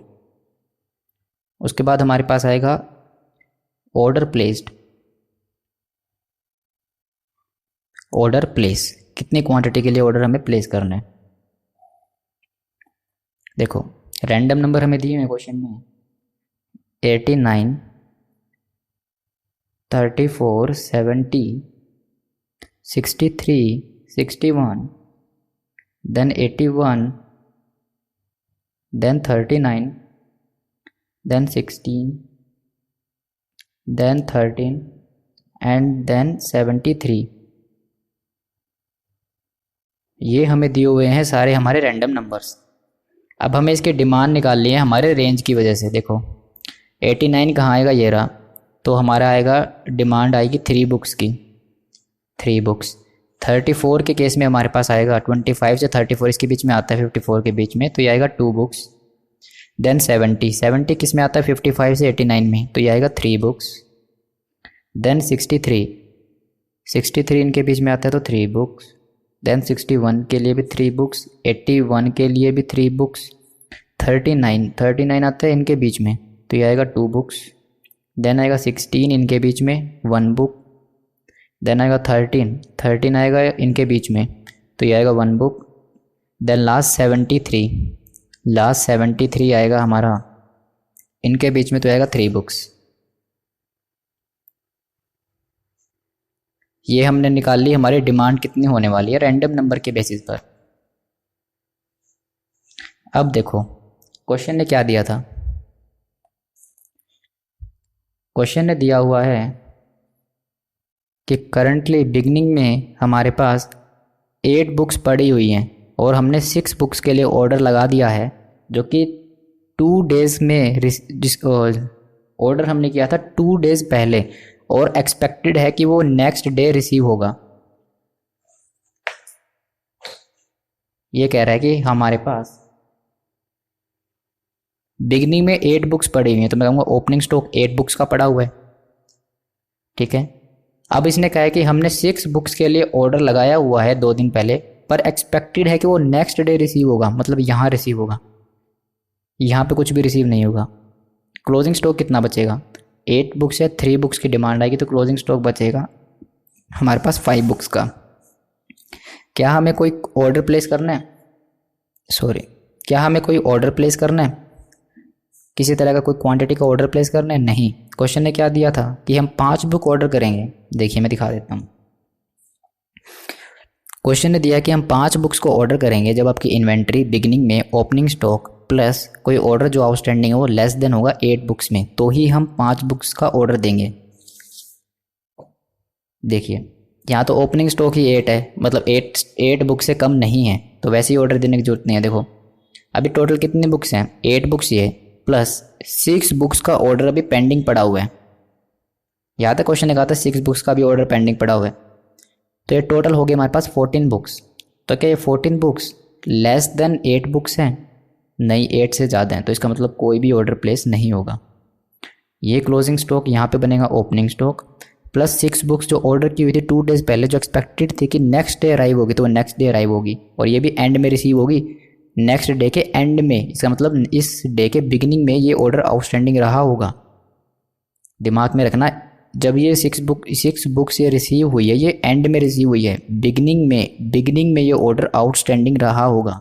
और क्वेश्चन ने क्या बोला है कि आप बुक ऑर्डर तभी करोगे जब बिगिनिंग में आपका जो ऑर्डर है वो आउटस्टैंडिंग है, और आपका इन्वेंट्री ओपनिंग इन्वेंट्री प्लस जो ऑर्डर बिगिनिंग में 8 बुक से कम है, 5 बुक से कम है। हमारे पास यहाँ 5 बुक हैं, तो 5 बुक से कम है। तो क्लोजिंग स्टॉक कितना आएगा हमारे पास, 5 + 6 11 - 2 9, तो क्लोजिंग स्टॉक हमारे पास आएगा 9 बुक्स का। क्या हमें कोई ऑर्डर प्लेस करना है? देखो, ओपनिंग स्टॉक प्लस कोई ऑर्डर जो आउटस्टैंडिंग है, अगर उन दोनों का टोटल 8 बुक से कम है तो हम 5 बुक ऑर्डर कर देंगे। तो यहाँ पे देखो 5 तो ये रही, देखने में तो लग रहा है कि 8 बुक से कम है तो 5 बुक्स का ऑर्डर यहाँ कर दें, पर लेकिन ऐसा नहीं है। जो ये 6 बुक्स है ये एंड में रिसीव हुई है और ये बिगिनिंग में आउटस्टैंडिंग रहा होगा ये ऑर्डर इस दिन के बिगिनिंग में आउटस्टैंडिंग है क्योंकि ये एंड पे रिसीव हुआ है। मैंने आपको देखो हाईलाइट भी करवाया था कि जो ऑर्डर है वो डिलीवर होता है एंड पे। तो इसका मतलब जब ये 6 बुक्स हमें एंड में रिसीव हुई होंगी तो बिगिनिंग में तो आउटस्टैंडिंग रही होंगी। तो 6 और 5 टोटल मैं कह सकता हूँ 11 बुक्स थी, जो कि 8 बुक से कम नहीं है, 8 बुक से ज़्यादा है तो कोई भी ऑर्डर यहाँ पे नहीं लगाएंगे। अभी क्लोजिंग स्टॉक यहाँ का बनेगा ओपनिंग स्टॉक। अब कोई ट्राई करना चाहे तो वीडियो पॉज करके इसे ट्राई कर ले आगे। अब देखो 9 बुक्स के लिए क्या कोई ऑर्डर क्वांटिटी रिसीव हुई है? नहीं, कोई ऑर्डर पेंडिंग नहीं था, ना कोई ऑर्डर दिया। तो अब 9 में से 3 बुक्स गया तो हमारे पास क्लोजिंग बचेगी 6 बुक्स। ठीक है, क्या यहाँ पे कोई ऑर्डर देने की ज़रूरत है? नहीं, क्योंकि ओपनिंग ही 9 बुक्स हैं। इसका मतलब 8 से ज़्यादा है, 8 या उससे ज़्यादा है तो कोई ऑर्डर देने की ज़रूरत नहीं है। अब ये 6 बुक्स यहाँ पे बनेंगी ओपनिंग। क्या यहाँ पे ऑर्डर देने की ज़रूरत है? हाँ, देखो ओपनिंग स्टॉक प्लस जो ऑर्डर आउटस्टैंडिंग है बिगिनिंग में, यहाँ पे तो कोई ऑर्डर आउटस्टैंडिंग है ही नहीं। यहाँ पे जो 6 बुक्स का वो रिसीव हो चुका है, यहाँ पे कोई ऑर्डर दिया नहीं, कोई दिया नहीं, तो कुछ भी बिगिनिंग में आउटस्टैंडिंग ऑर्डर्स नहीं है।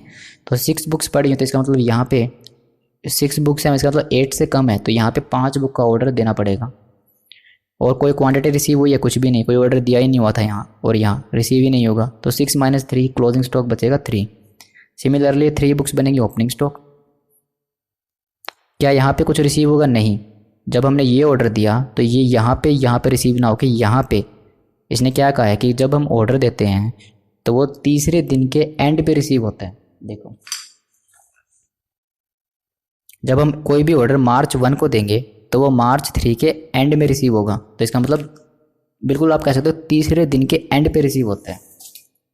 तो इसके बाद देख लो तीसरा दिन कौन सा है, 1, 2 और 3 यहाँ पे रिसीव होगा ये ऑर्डर। तो 3 का मेरे पास ओपनिंग स्टॉक है, ठीक है। ओ सॉरी यहाँ पे नहीं, यहाँ पे रिसीव होगा क्योंकि फर्स्ट डे ये, सेकंड डे ये और थर्ड ये, यहाँ पे रिसीव होगा।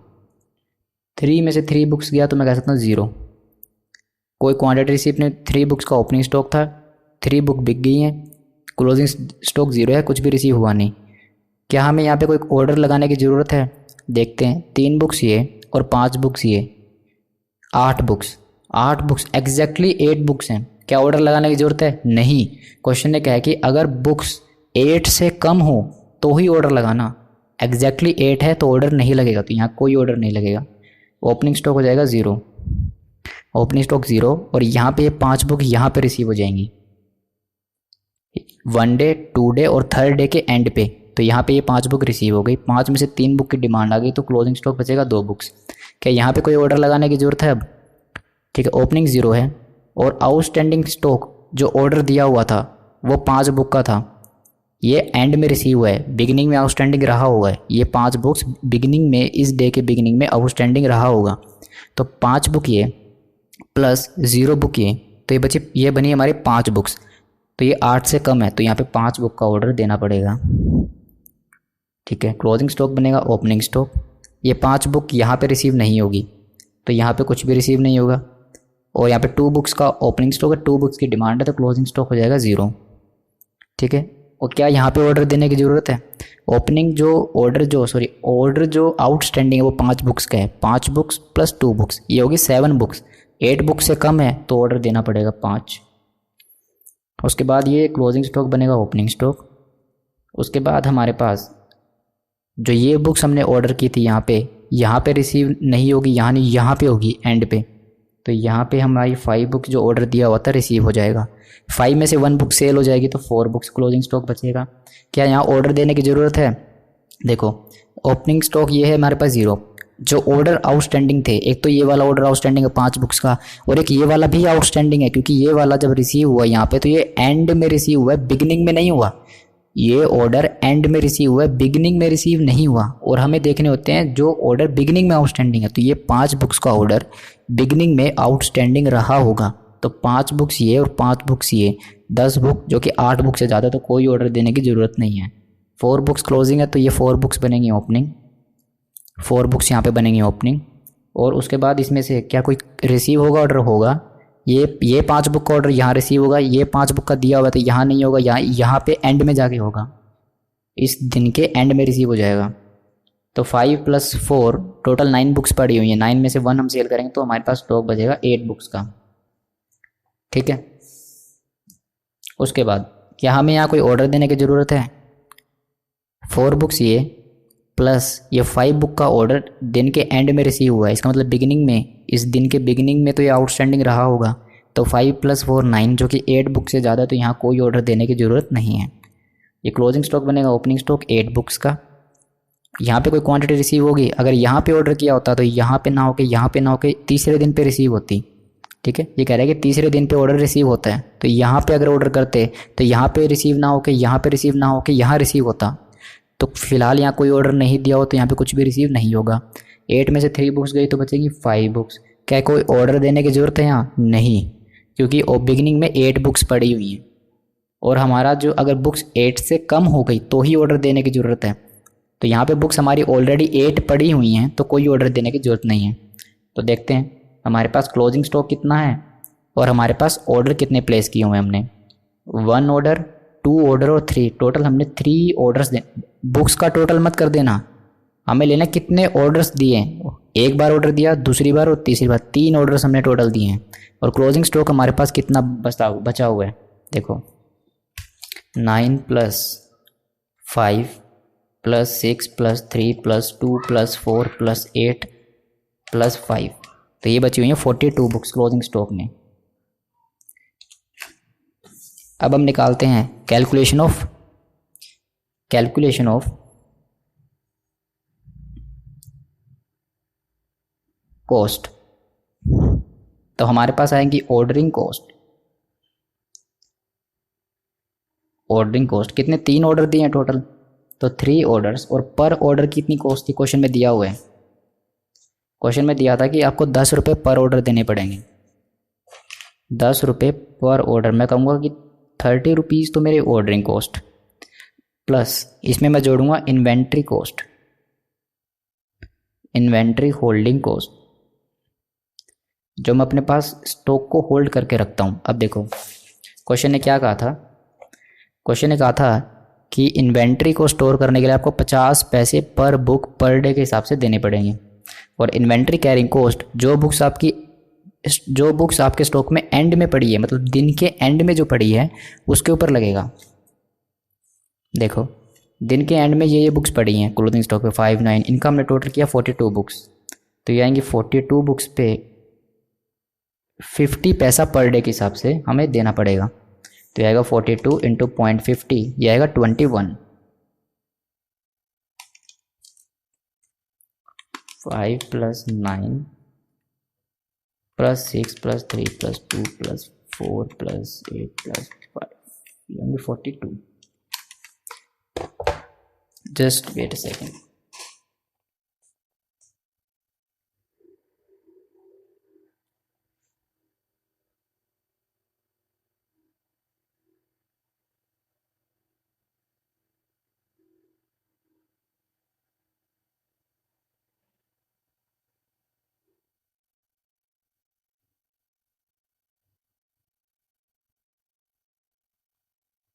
हमने कोई मिस्टेक की है इधर, 16,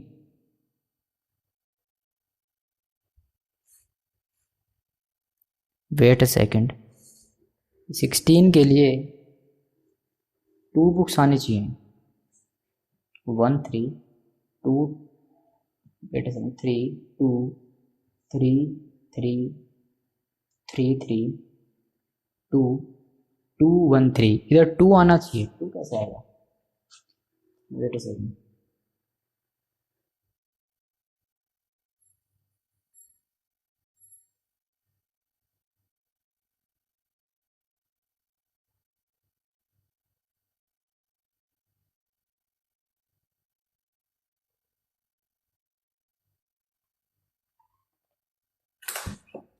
हमसे यहाँ प्रोबेबिलिटी में गलती हुई है, I am really sorry.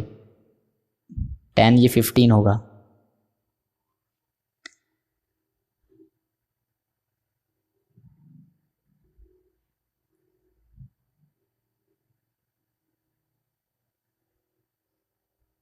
Sorry, ये हमें प्रोबेबिलिटी दोबारा निकालनी पड़ेगी, हमने गलती से, तभी मैं हर टाइम कैलकुलेटर यूज़ करता हूँ, मुझे पता है मुझसे कोई ना कोई ऐसी गलती होती ही है। 0.15 हो जाएगा ये, then 0.45, then 0.90 and then 1। Sorry, हमसे एक प्रोबेबिलिटी में मिस्टेक हुई थी, इसे बिल्कुल दोबारा से रेक्टिफाई कर लीजिएगा। 5 से लेके आएगा 14 तक,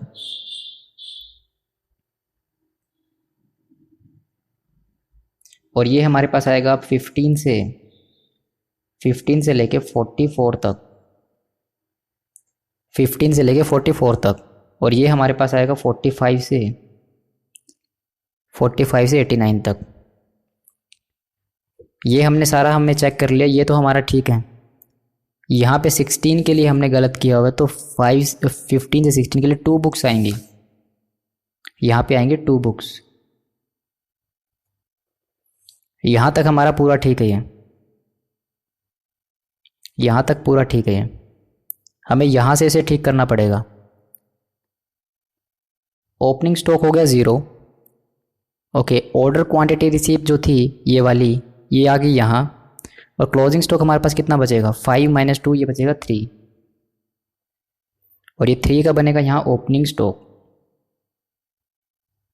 ये बनेगा 3 का ओपनिंग स्टॉक। एंड 5 और 3 8, 8 - 1 7, ये हो गया 7 का। क्या हमें यहाँ कोई ऑर्डर देने की ज़रूरत है, ये दिया 5 + 3 8, यहाँ पे ऑर्डर देने की ज़रूरत नहीं है, तो ये 7 बनेगा ओपनिंग स्टॉक, 7 बनेगा ये ओपनिंग स्टॉक। ओके, कोई आउटस्टैंडिंग ऑर्डर है यहाँ पे, नहीं, यहाँ पे कोई नहीं, ये वाला था, ये यहाँ पे रिसीव हो चुका है, तो इसके लिए कोई आउटस्टैंडिंग नहीं है। क्या कोई ऑर्डर क्वांटिटी रिसीव, नहीं। क्लोजिंग स्टॉक कितना बनेगा, 7 - 3, यहाँ पे बनेगा 4। क्या यहाँ पे ऑर्डर देना पड़ेगा, बिल्कुल देना पड़ेगा, 5 बुक्स का, 5 बुक्स का, क्योंकि ये ओपनिंग स्टॉक प्लस जो टोटल हमारे पास नंबर ऑफ बुक्स हैं, ओपनिंग स्टॉक प्लस जो हमारे पास ऑर्डर जो आउटस्टैंडिंग है वो 8 बुक से कम है। ये ओपनिंग और ऑर्डर आउटस्टैंडिंग कुछ भी नहीं था, तो ये आएंगे यहाँ पे 5 बुक्स के लिए ऑर्डर देना पड़ेगा, तो हमें इसका टोटल दोबारा करना पड़ेगा। I am really sorry for this, actually मैंने जल्दबाजी में उसको कैलकुलेट कर दिया, और यही मिस्टेक मुझसे लगभग होती हैं, इसलिए मैं हर पॉइंट पे कैलकुलेटर को ही यूज़ करता हूँ। 39, 5 + 5 + 5 + 5, ये हो गया 20। अभी भी दोबारा 20 लिख दूँ या मिस्टेक करके, नहीं, यहाँ पे आएगा 4, क्योंकि हमने 4 ऑर्डर दिए हैं, तो ये आएगा हमारे पास 4 × 10, ये हो जाएगा 40, और ये हमारे पास आएंगे 39 × 0.5, ये आएगा 19.5। तो जो हमारे पास टोटल कॉस्ट आएगी वो आएगी हमारे पास 59.5। ठीक है, आपके CMA फाइनल के स्टडी मटेरियल में जो आंसर दिया हुआ है वो दिया हुआ है 62, पर इसका करेक्ट आंसर 59.5 है। ठीक है, ये आप अपने CMA इंटर के स्टडी मटेरियल से मैच कर सकते हैं। CMA इंटर के स्टडी मटेरियल में 59.5 ही दिया हुआ है, और 59.5 ही आएगा। यहाँ पे इन्होंने 39 के साथ 5 की जो है इन्वेंट्री और जोड़ दी, जो 5 की यहाँ पे क्लोजिंग स्टॉक की है इसमें ऑलरेडी जुड़ी हुई है। ये 5 की जो क्लोजिंग की थी ये इसमें ऑलरेडी जुड़ी हुई है, तो 5 जोड़ने की कोई मतलब बनता नहीं है। तो यहाँ पे आपका जो है 59.5 जो है वो करेक्ट आंसर आएगा। उसके बाद हमारा है केस नंबर 2। हम ऑर्डर करेंगे 8 बुक्स जब हमारी जो इन्वेंट्री है वो बिगिनिंग में प्लस जो आउटस्टैंडिंग है वो लेस देन 8 बुक्स होगा। अब की बार हम 5 बुक्स की बजाय 8 बुक्स ऑर्डर करेंगे। तो ये क्वेश्चन आप कर सकते हो वीडियो पॉज करके, जैसे हमने ये A पॉइंट किया वैसे ही B पॉइंट है, बस अब की बार 5 बुक्स की जगह 8 बुक्स हो जाएंगी। ठीक है, चलो करते हैं इसको।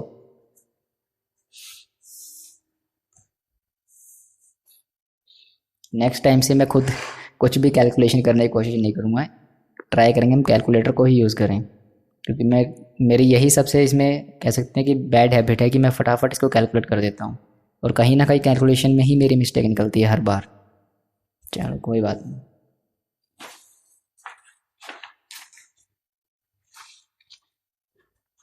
हम करेंगे बी पॉइंट। अब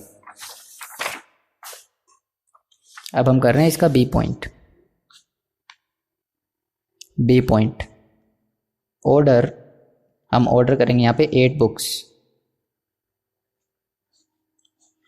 अब हम ऑर्डर करेंगे 8 बुक्स। पहले हमने किया था 5 बुक्स, अब की बार हम करेंगे 8 बुक्स का ऑर्डर। तो हम यहाँ लिखते हैं रैंडम नंबर,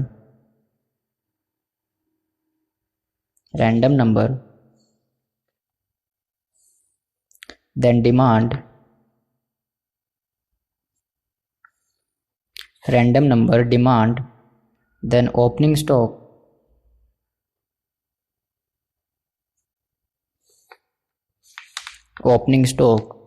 देन हमारे पास आएगा ordered quantity receipt,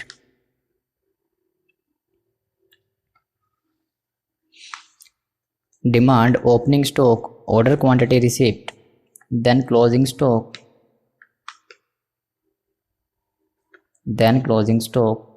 then order placed. हमारे पास जो रैंडम नंबर है वो है 89, 34, 70, 63, 61, देन 81, देन 39, देन 16, 13 एंड 73।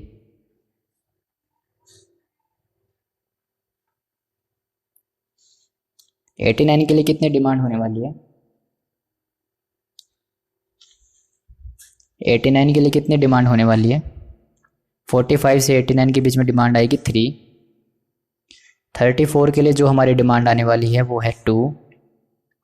70 के लिए जो डिमांड आने वाली है वो है 3। 63 के लिए जो डिमांड आने वाली है वो है 2। 61 के लिए जो डिमांड आने वाली है वो है हमारे पास 3। 63 के लिए डिमांड है 3। 63 के लिए डिमांड है 3। आज इतनी मिस्टेक्स क्यों हो रही है मेरे से पता नहीं। 89 के लिए 3, 34 के लिए 2, 70 के लिए 3, ठीक है, 63 के लिए भी 3, देन 61 के लिए 3, देन 81 के लिए 3, देन 39 के लिए 2, देन 16 के लिए हमारे पास है 2, देन 13 के लिए है हमारे पास 1, देन 73 के लिए हमारे पास है 3। ठीक है, हमारे पास ओपनिंग स्टॉक जो दिया हुआ है बुक में वो दिया हुआ था हमारे पास कि हमारे पास अभी जो इन्वेंट्री में वो 8 बुक्स रखी हुई हैं, प्लस हमने 6 बुक्स का ऑर्डर किया हुआ है जो हमें 2 दिन बाद रिसीव होने वाली हैं। ठीक है, यहाँ पे कोई भी ऑर्डर रिसीव नहीं होगा। क्लोजिंग हमारे पास हो जाएगी 5 बुक्स की। हमने ऑर्डर प्लेस करना है या कुछ, हम ऑर्डर प्लेस करेंगे जब हमारा ओपनिंग स्टॉक प्लस जो ऑर्डर आउटस्टैंडिंग है वो हमारा 8 बुक्स से कम है, तो हम 8 बुक ऑर्डर करेंगे इस बार। तो हमारे पास देखिए ओपनिंग स्टॉक 8 बुक्स का है, प्लस अभी ऑर्डर आउटस्टैंडिंग पड़ा हुआ है 6 बुक्स का, और तो हमारे पास अभी 14 बुक्स का ऑर्डर पड़ा हुआ है। तो ये 8 बुक से ज़्यादा तो यहाँ पे कुछ भी ऑर्डर नहीं होगा। सिमिलरली ये 5 बुक्स यहाँ पे बनेगा ओपनिंग स्टॉक, और उसके बाद यहाँ पे 6 बुक्स रिसीव हो जाएंगी। क्वेश्चन में लिखा हुआ था कि एक्सपेक्टेड है कि नेक्स्ट डे रिसीव होंगी 6 बुक्स, तो 6 बुक्स ये, एंड 5 और 6 11, 11 माइनस 2 9। क्या हमें यहाँ कोई ऑर्डर देना है? 5 बुक्स ये और 6 बुक नहीं, ओपनिंग में था, ये रिसीव हुआ एंड में, ओपनिंग में आउटस्टैंडिंग था। देन 9 बुक यहाँ पे ऑर्डर क्वांटिटी कुछ भी रिसीव नहीं होगी। क्लोजिंग स्टॉक कितना होगा? यहाँ पे हो जाएगा 6 बुक्स का। क्या यहाँ ऑर्डर देने की ज़रूरत है? नहीं, ओपनिंग 9 बुक है, 8 से ज़्यादा कोई ऑर्डर देने की ज़रूरत नहीं है। क्लोजिंग स्टॉक यहाँ बनेगा ओपनिंग स्टॉक 6 बुक्स का, कोई क्वांटिटी रिसीव नहीं होगी। 6 माइनस 3 हमारे पास आएगा 3 बुक्स। एंड देन क्या कोई ऑर्डर देने की ज़रूरत है यहाँ पे? हाँ, आप देने की ज़रूरत पड़ेगी। और ओपनिंग स्टॉक 6 बुक्स है, ऑर्डर कोई आउटस्टैंडिंग है? नहीं, कोई भी नहीं। तो यहाँ पे अब की बार हम सीधी 8 बुक्स ऑर्डर करेंगे। देन ये 3 बुक्स का बनेगा हमारे पास ओपनिंग।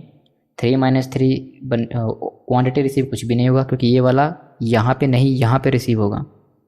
तो हमारे पास आएगा क्लोजिंग स्टॉक 0 बुक्स का। यहाँ पे कुछ ऑर्डर देने की ज़रूरत है? यहाँ पे नहीं। 8 प्लस 3 हमारे पास आएगा 11 बुक्स। तो हमारे पास ऑलरेडी 11 बुक्स का ऑर्डर पड़ा हुआ है, तो 8 बुक्स से ज़्यादा है तो कुछ भी ऑर्डर नहीं होगा। अब हमारे पास क्लोजिंग स्टॉक ये जो है ये 0 बुक्स ओपनिंग स्टॉक बनेगा। ऑर्डर क्वांटिटी रिसीव हमारे पास 8 बुक्स हो जाएंगे, क्योंकि अब ये यहाँ पे नहीं, यहाँ पे नहीं, यहाँ पे रिसीव होगी थर्ड डे पे। ओके, क्लोजिंग स्टॉक हमारे पास बचेगा 5 बुक्स का। क्या कोई ऑर्डर देना पड़ेगा? 0 बुक्स ये प्लस 8 बुक्स का अभी आउटस्टैंडिंग पड़ा हुआ है, तो टोटल होगी 8 बुक्स। कोई ऑर्डर देने की जरूरत नहीं है, क्योंकि अगर ऑर्डर 8 बुक्स से कम है तो देने की ज़रूरत है। एग्जैक्ट 8 बुक्स है तो ऑर्डर देने की ज़रूरत नहीं है। 5 बुक्स बनेगी ओपनिंग स्टॉक। हमारे पास क्या यहाँ पे कुछ रिसीव होगा? नहीं। 2 बुक्स की डिमांड है तो क्लोजिंग स्टॉक बनेगा 3 बुक्स। क्या ऑर्डर देने की ज़रूरत है? हाँ, अब देना पड़ेगा। 5 बुक्स ये आउटस्टैंडिंग कुछ भी नहीं, ये यहाँ पर रिसीव हो गया था, आउटस्टैंडिंग कुछ भी नहीं। 8 बुक्स से कम है तो इस बार 8 बुक्स हम ऑर्डर करेंगे। 3 बुक्स हमारे पास बनेगा अब ये opening stock. Order quantity receive कुछ भी नहीं होगा, 3 - 2 करेंगे तो 1 बुक्स हमारे पास बचेगी। और यहाँ पे ऑर्डर देने की जरूरत है नहीं, क्योंकि 8 और 3 हम जोड़ेंगे तो 11 बुक्स हमारे पास अभी पड़ी हुई हैं ओपनिंग प्लस आउटस्टैंडिंग, तो हमें कुछ भी देने के यहाँ पे ऑर्डर देने की ज़रूरत नहीं है। तो अब हमारे पास नेक्स्ट 2 3 4 5 6, हाँ, अब हमारे पास ओपनिंग में आएगी 1 बुक। ऑर्डर क्वांटिटी रिसीव हो जाएंगी 8 बुक्स की, क्योंकि अभी यहाँ पे ऑर्डर दिया तो ये थर्ड डे के एंड पे रिसीव होगा, तो 1 2 यहाँ पे रिसीव हो जाएगा। तो 8 और यहाँ पे होगा 1 8 और 1 9 9 - 1, तो यहाँ पे बचेगी 8 बुक्स। यहाँ पे ऑर्डर देने की ज़रूरत है कुछ भी नहीं, क्योंकि 8 बुक ये प्लस 1 बुक ये 9 बुक हैं, जो कि 8 से ज़्यादा है, तो ऑर्डर देने की ज़रूरत नहीं है। यहाँ पे ओपनिंग आएगी अब 8 बुक्स। ऑर्डर क्वांटिटी रिसीव कुछ भी नहीं, क्योंकि यहाँ पे ऑर्डर दिया होता तो यहाँ रिसीव होता। ओके, और हमारे पास 3 बुक्स बिक जाएंगे, तो हमारे पास क्लोजिंग बचेगी 5 बुक्स। क्या यहाँ कोई ऑर्डर देने की ज़रूरत है? नहीं, क्योंकि अभी भी ओपनिंग में 8 बुक्स हैं और आउटस्टैंडिंग ऑर्डर कुछ भी नहीं है। तो ओपनिंग 8 बुक्स है, जो कि 8 से कम नहीं है, बिल्कुल एग्जैक्ट 8 है, तो कोई ऑर्डर देने की ज़रूरत नहीं है। 8 से कम होती, 7 होती तो ऑर्डर देने की ज़रूरत पड़ती। अब हम इसका टोटल करते हैं। क्लोजिंग स्टॉक का टोटल करें हम 5 + 9 + 6, 5 + 9 + 6 + 3 + 5 + 3 + 1 + 8 + 5, ये आएंगे हमारे पास 45। कितने ऑर्डर देने की? सिर्फ 2 ऑर्डर देने की ज़रूरत है। हम निकालते हैं इसकी अब calculation of cost. Calculation of cost तो हमारे पास आएगी ऑर्डरिंग कॉस्ट। ऑर्डरिंग कॉस्ट आएगी 2 ऑर्डर्स हमें देने पड़ेंगे, पर ऑर्डर 10 रुपीज़ की, तो ये आएगी 20 रुपीज़। इसमें हमें प्लस करना पड़ेगा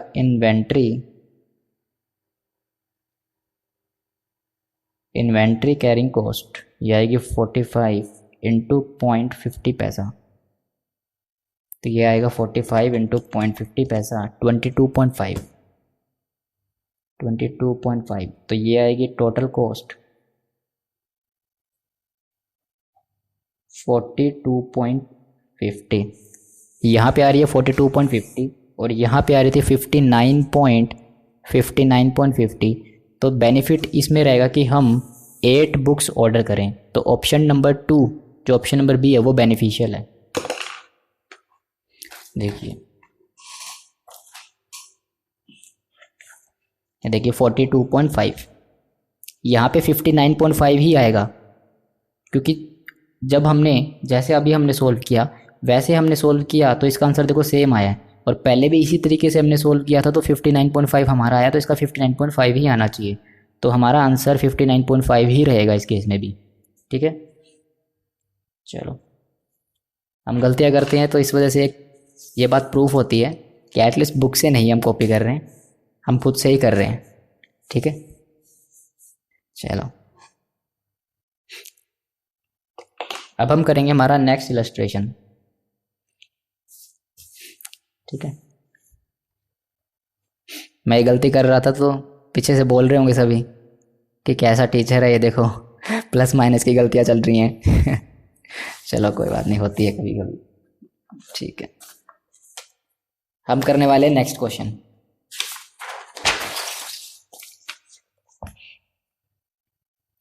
ये क्वेश्चन सीएम में इंटर के स्टडी मटेरियल में भी है और सीएम में फाइनल के स्टडी मटेरियल में भी है। पढ़िए, after observing heavy congestion of customer over a period of time, हमने ऑब्ज़र्व किया कि कस्टमर की कंजेशन ज़्यादा हो रही है पीरियड ऑफ टाइम पे, मतलब ज़्यादा भीड़ लग रही है कस्टमर्स की।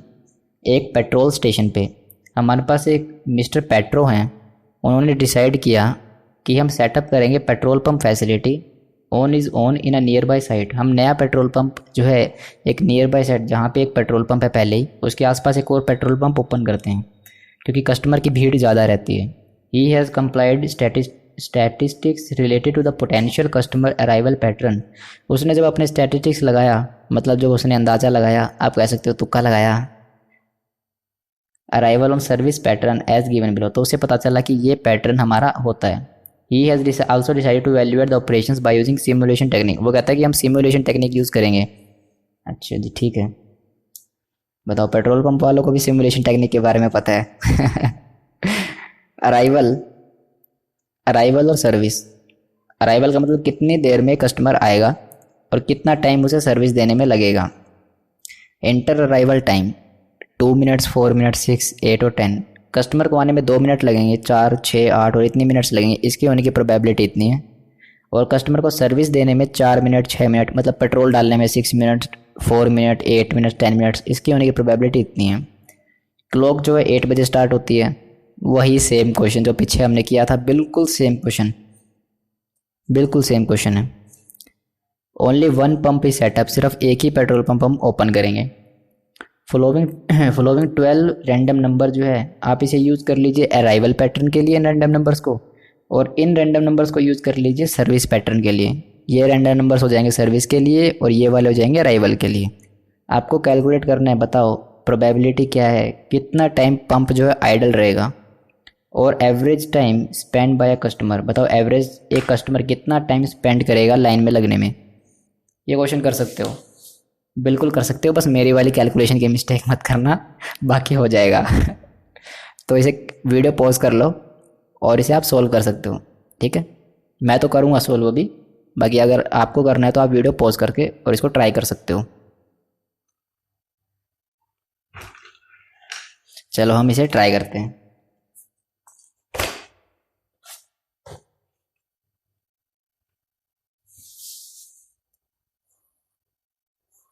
ये हमारे बुक में दिया हुआ है इलस्ट्रेशन नंबर 32। Illustration number 32। पहले हमारे पास जो डाटा दिया उसकी हमें रेंज निकालनी पड़ेगी, तो मैं कह सकता हूँ कैलकुलेशन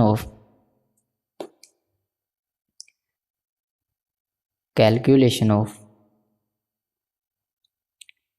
रेंज ऑफ डाटा। यहाँ पे आएगा पहले अराइवल, अराइवल्स के बाद हमारे पास आएगा सर्विस, और इनमें भी हमारे पास आएगा अराइवल टाइम,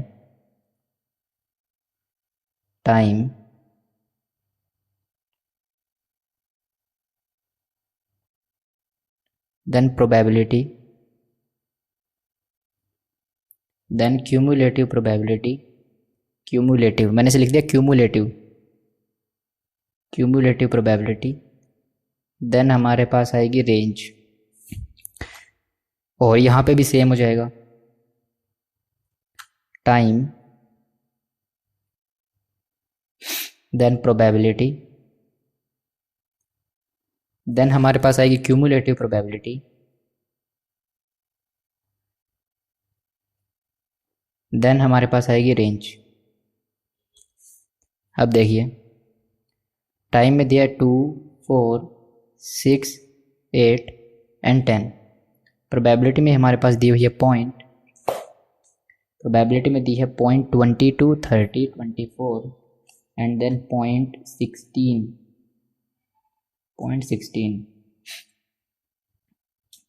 30, 24, 0.14, सॉरी ये 0.14 है, 0.14, ये 0.14 दी हुई है। 0.22, 0.30, 0.24, 0.14 एंड देन 0.10। हम तो कैलकुलेटर यूज़ कर लेंगे इस बार। क्यूमुलेटिव में आएगा 0.22, 0.52, 0.22, 0.30, 0.52 प्लस 0.24, यह आएगा 0.76 प्लस 0.14, यह आएगा 0.90 एंड देन 0.1। 00 से 21, देन 22 से 51, 52 से 75, देन 76 से 89 एंड देन 90 से 99। यहाँ पे आएगा टाइम में 4, 6, 8 एंड 10, 0.28, 0.40, 0.22 एंड 0.10। क्यूमुलेटिव निकालेंगे 0.28, 0.28 प्लस 0.40, 0.68 प्लस 0.22, 0.90 एंड देन 1। यहाँ पे आएगा 0 से 27, देन 28 से 67, 68 से 89, 90 से 99। ठीक है, अब हमें सेम वही कंसेप्ट लगाना है जो अभी हमने एक क्वेश्चन छोड़ के जो पहले क्वेश्चन किया था स्टार्टिंग में, जो उसमें जो हमने कंसेप्ट यूज़ किए थे, सेम वही कंसेप्ट हमें यहाँ यूज़ करने हैं। कौन से, देखो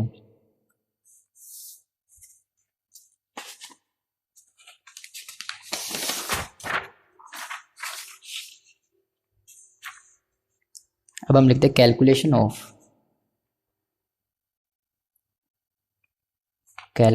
ऑफ customers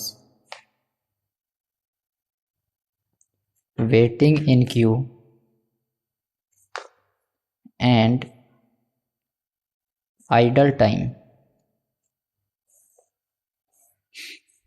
वीडियो शायद काफ़ी बड़ी हो गई है, काफ़ी बच्चे बोर हो रहे होंगे, पर कवर करेंगे इसको, जल्दी से जल्दी कवर कर लें।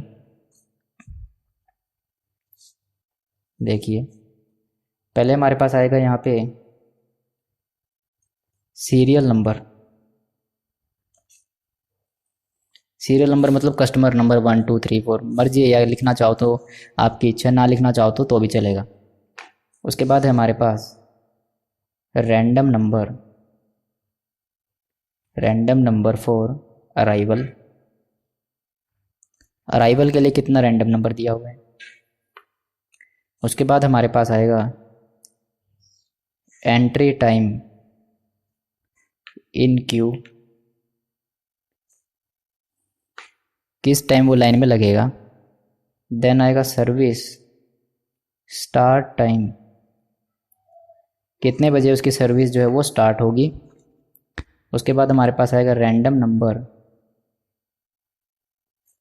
Number for service. देन हमारे पास आएगा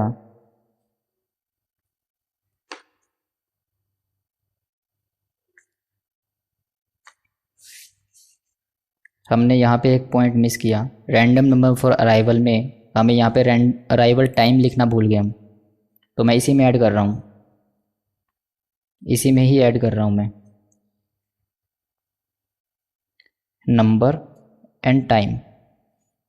ठीक है, आप इसके साथ एक कॉलम और बना लीजिएगा, रैंडम नंबर फॉर अराइवल के बाद अराइवल टाइम। ठीक है, वो मैं यहाँ पे कॉलम बनाना भूल गया था उसको। रैंडम नंबर फॉर सर्विसेज, यहाँ पे आएगा हमारे पास सर्विस टाइम, कितना टाइम लगता है सर्विस देने में। देन सर्विस कंप्लीशन टाइम, कितने टाइम में सर्विस कंप्लीट होती है। और उसके बाद हमारे पास आएगा कस्टमर वेटिंग टाइम, कस्टमर कितने टाइम वेट करता है। एंड देन उसके बाद आएगा आइडल टाइम, कितना टाइम हमारा पेट्रोल पंप आइडल रहा है। अब देखिए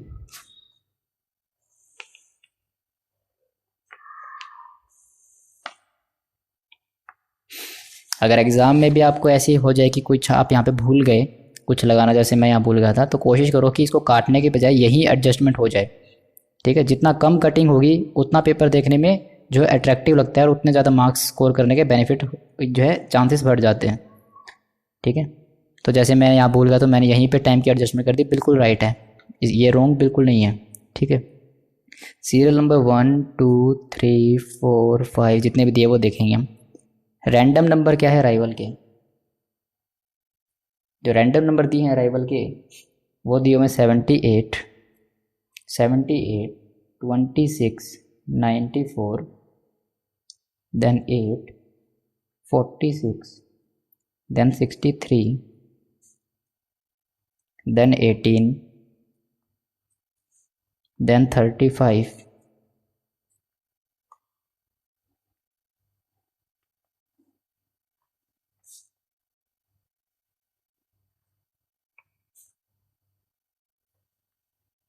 35 के बाद 59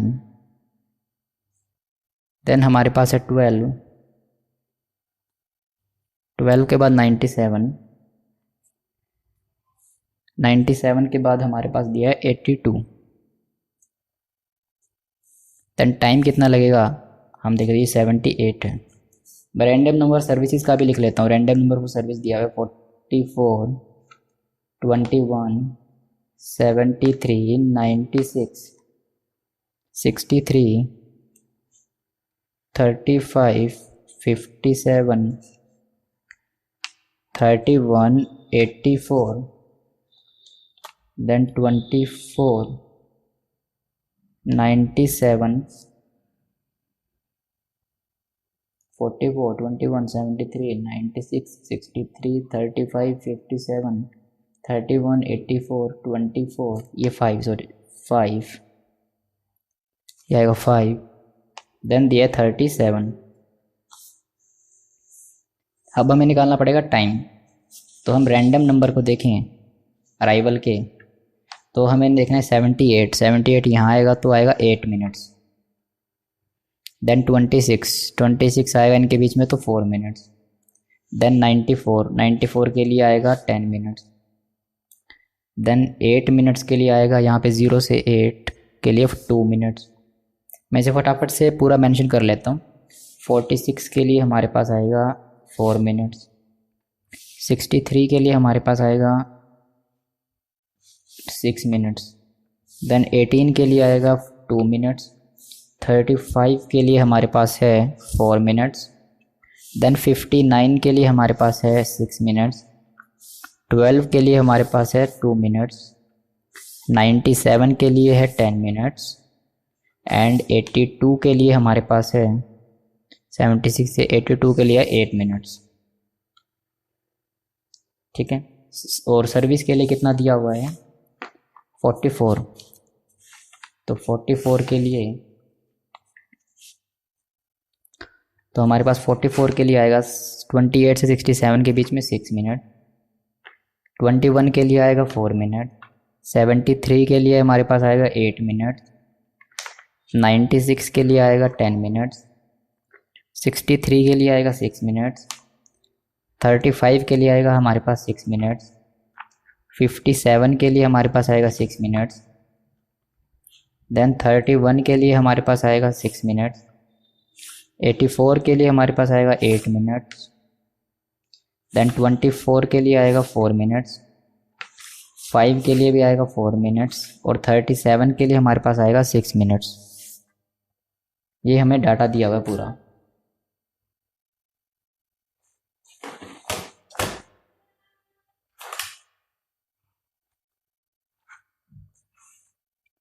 उसके बाद हम इसे सॉल्व करते हैं। अभी देखो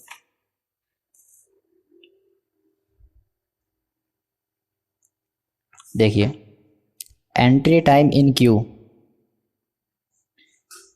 हमारी क्लॉक स्टार्ट होगी सुबह 8 बजे, पेट्रोल पंप 8 बजे स्टार्ट हो जाता है, तो पहला कस्टमर जो है वो 8:08 पे आएगा, 8 मिनट्स लगने वाली है उसे।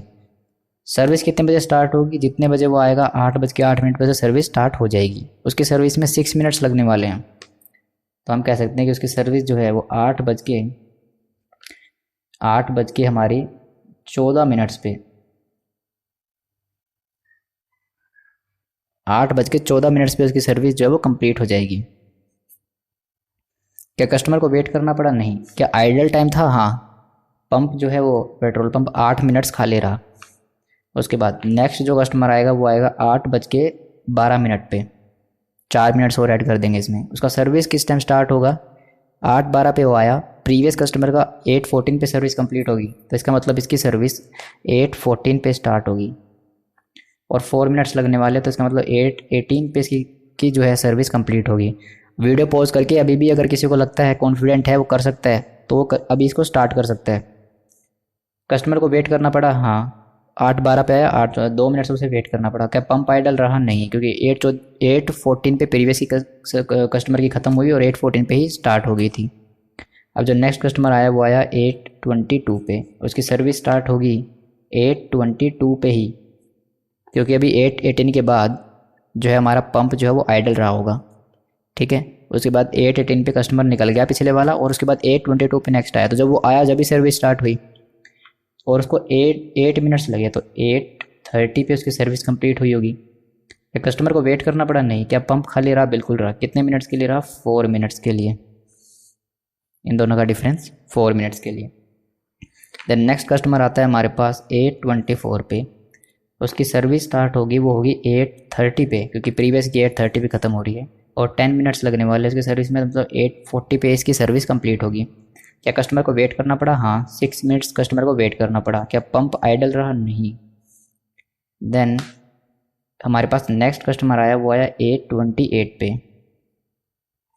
8:28 पे नेक्स्ट कस्टमर आया। इसकी सर्विस कब स्टार्ट होगी? इसकी सर्विस स्टार्ट होगी 8:40 पे एंड इसकी सर्विस कंप्लीट होगी 6 मिनट्स में, तो इसका मतलब 8:46 पे इसकी सर्विस कंप्लीट होगी।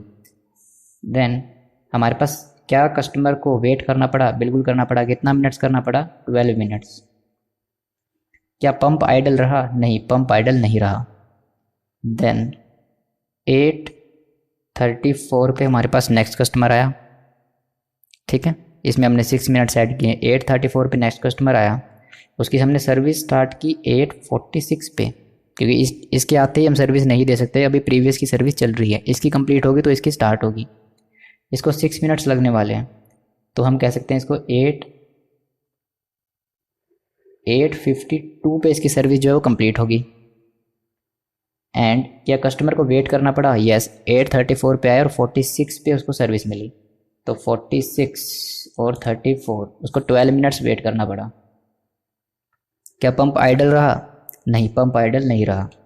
देन 8:36 पे नेक्स्ट कस्टमर आया, उसका सर्विस स्टार्ट टाइम था 8:52। आई होप अब तो सभी को समझ में आएगा कैसे सॉल्व कर रहे हैं हम इसे। देन 8:58 पे उसकी सर्विस कंप्लीट हुई। 6 मिनट्स लगते हैं सर्विस में।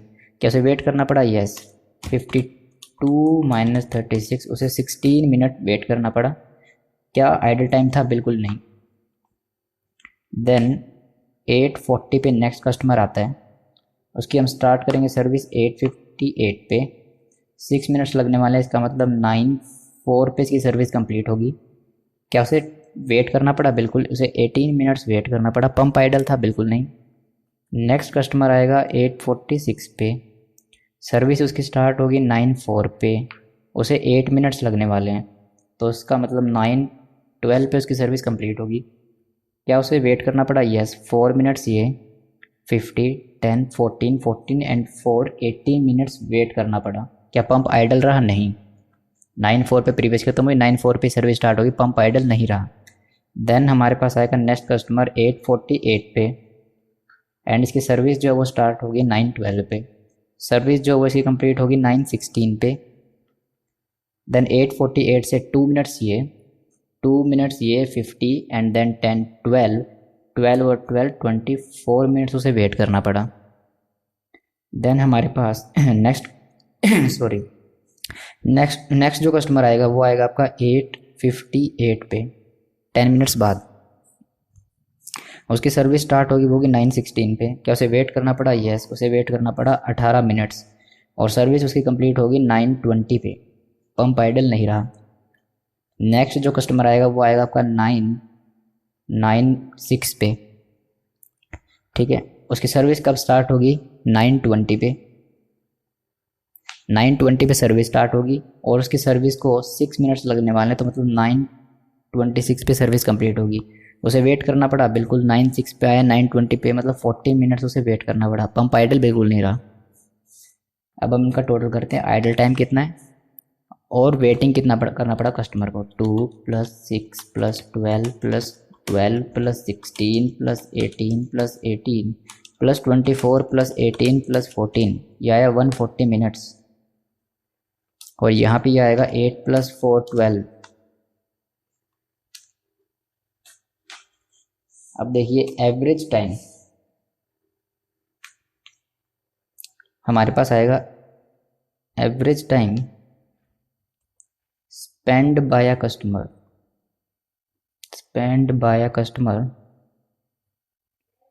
Waiting to be serve, average time कितना स्पेंड किया कस्टमर ने, तो ये आएगा 140 / 12, क्योंकि ये इसका जो टोटल है 12 कस्टमर थे, तो 140 / 12 ये कितना आएगा हमारे पास, ये आएगा 140 / 12, 11.67 मिनट्स। मतलब on an average 11 minute her customer को लाइन में वेट करना पड़ता है। देन हमसे सेकंड क्या डिमांड की थी क्वेश्चन ने, बताओ average time spend probability of pump being idol.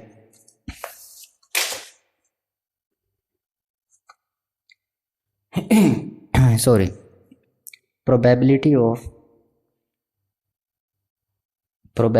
of pump being idle, मतलब क्या प्रोबेबिलिटी कि पंप जो है वो खाली रहेगा। तो हमें 12 मिनट्स लगने वाले, 12 मिनट जो है खाली रहने वाला है, ठीक है। और हमारे पास टोटल में से 12 / 12 नहीं कर सकता, ऐसा नहीं कह सकता कि हर एक कस्टमर के ऊपर 1 मिनट पंप खाली रहेगा, ऐसा मैं नहीं बोल सकता। तो यहाँ पे 12 / 12 हम नहीं कर सकते, हमें निकालना है कि पंप जो है जितने टाइम चला टोटल टाइम में से कितना % आइडल रहा। तो देखो सुबह 8 बजे हमारा पंप चालू हुआ और ख़त्म कितने बजे हुआ, 9:26 पे, कितना टाइम हुआ इसमें, तो 60 मिनट 9 में 60 मिनट्स बाद 9 बजेंगे और उसके बाद हमारे पास 26 मिनट्स और, तो मतलब पंप जो है वो 86 मिनट्स जो है वर्किंग में रहा। तो इसका फॉर्मूला अगर आप देखना चाहें तो probability of pump being idle, तो idle time divide by total time, तो टोटल जो टाइम हमारे पास आया वो है 86 मिनट्स का, तो ये आएगा 12 / 86, तो ये आएगा 0.1395, मैं कह सकता हूँ इसे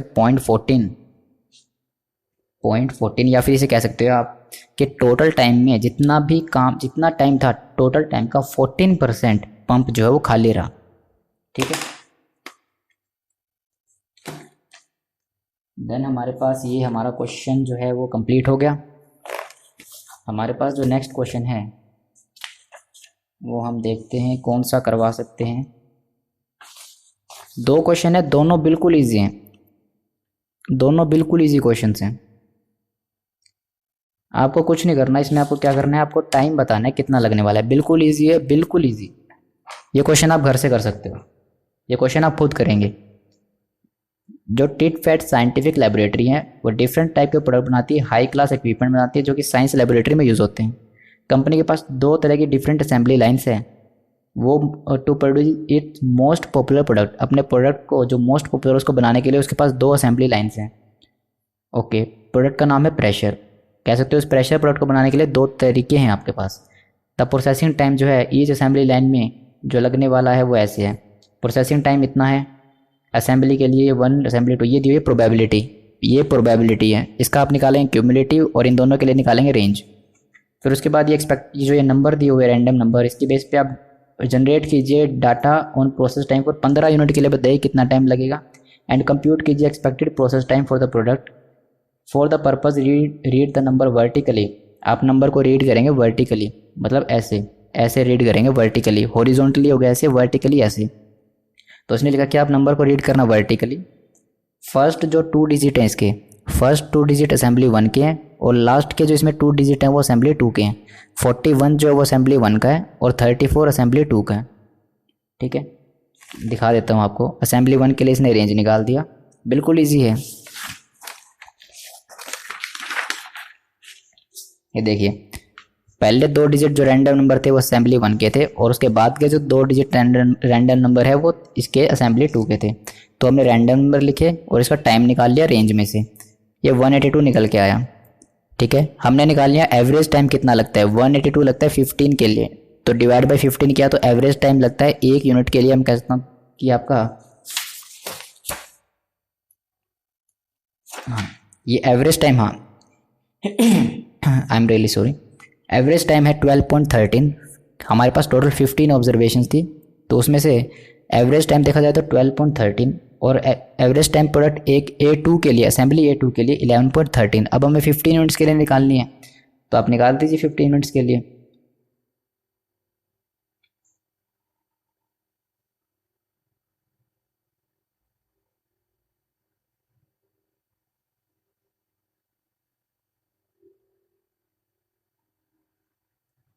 एक्सपेक्टेड टाइम जो उसके लिए लगने वाला है प्रोसेस के लिए, वो आएगा 12.13 मिनट्स असेंबली A1 की और 11.13 मिनट्स असेंबली A2 की।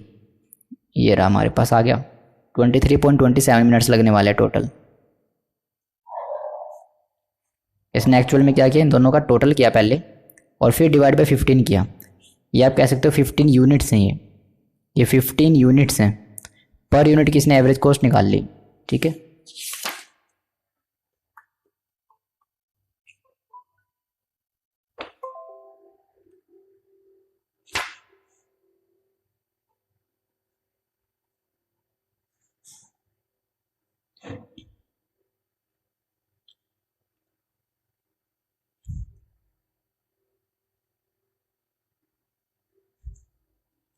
इस क्वेश्चन में एक्चुअली में है क्या कि हमारे पास पहले जो हमारा प्रोडक्ट है वो असेंबली 1 में से निकलेगा, फिर वो असेंबली 2 में से निकलेगा। मतलब ये दोनों प्रोसेस हमें फॉलो करने पड़ेंगे, इसलिए इन दोनों का टोटल किया है। तो 349 टोटल लगने वाला है 15 के लिए, तो एक के लिए लगेगा 23.27।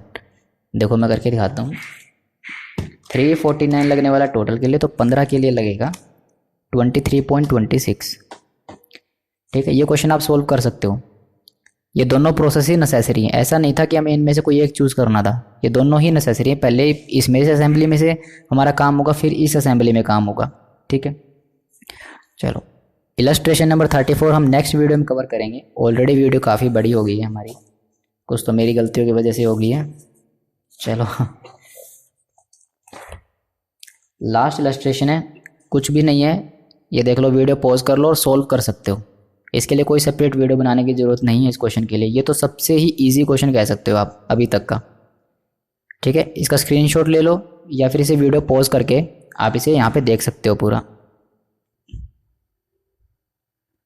ठीक है, ये इतना ही क्वेश्चन है।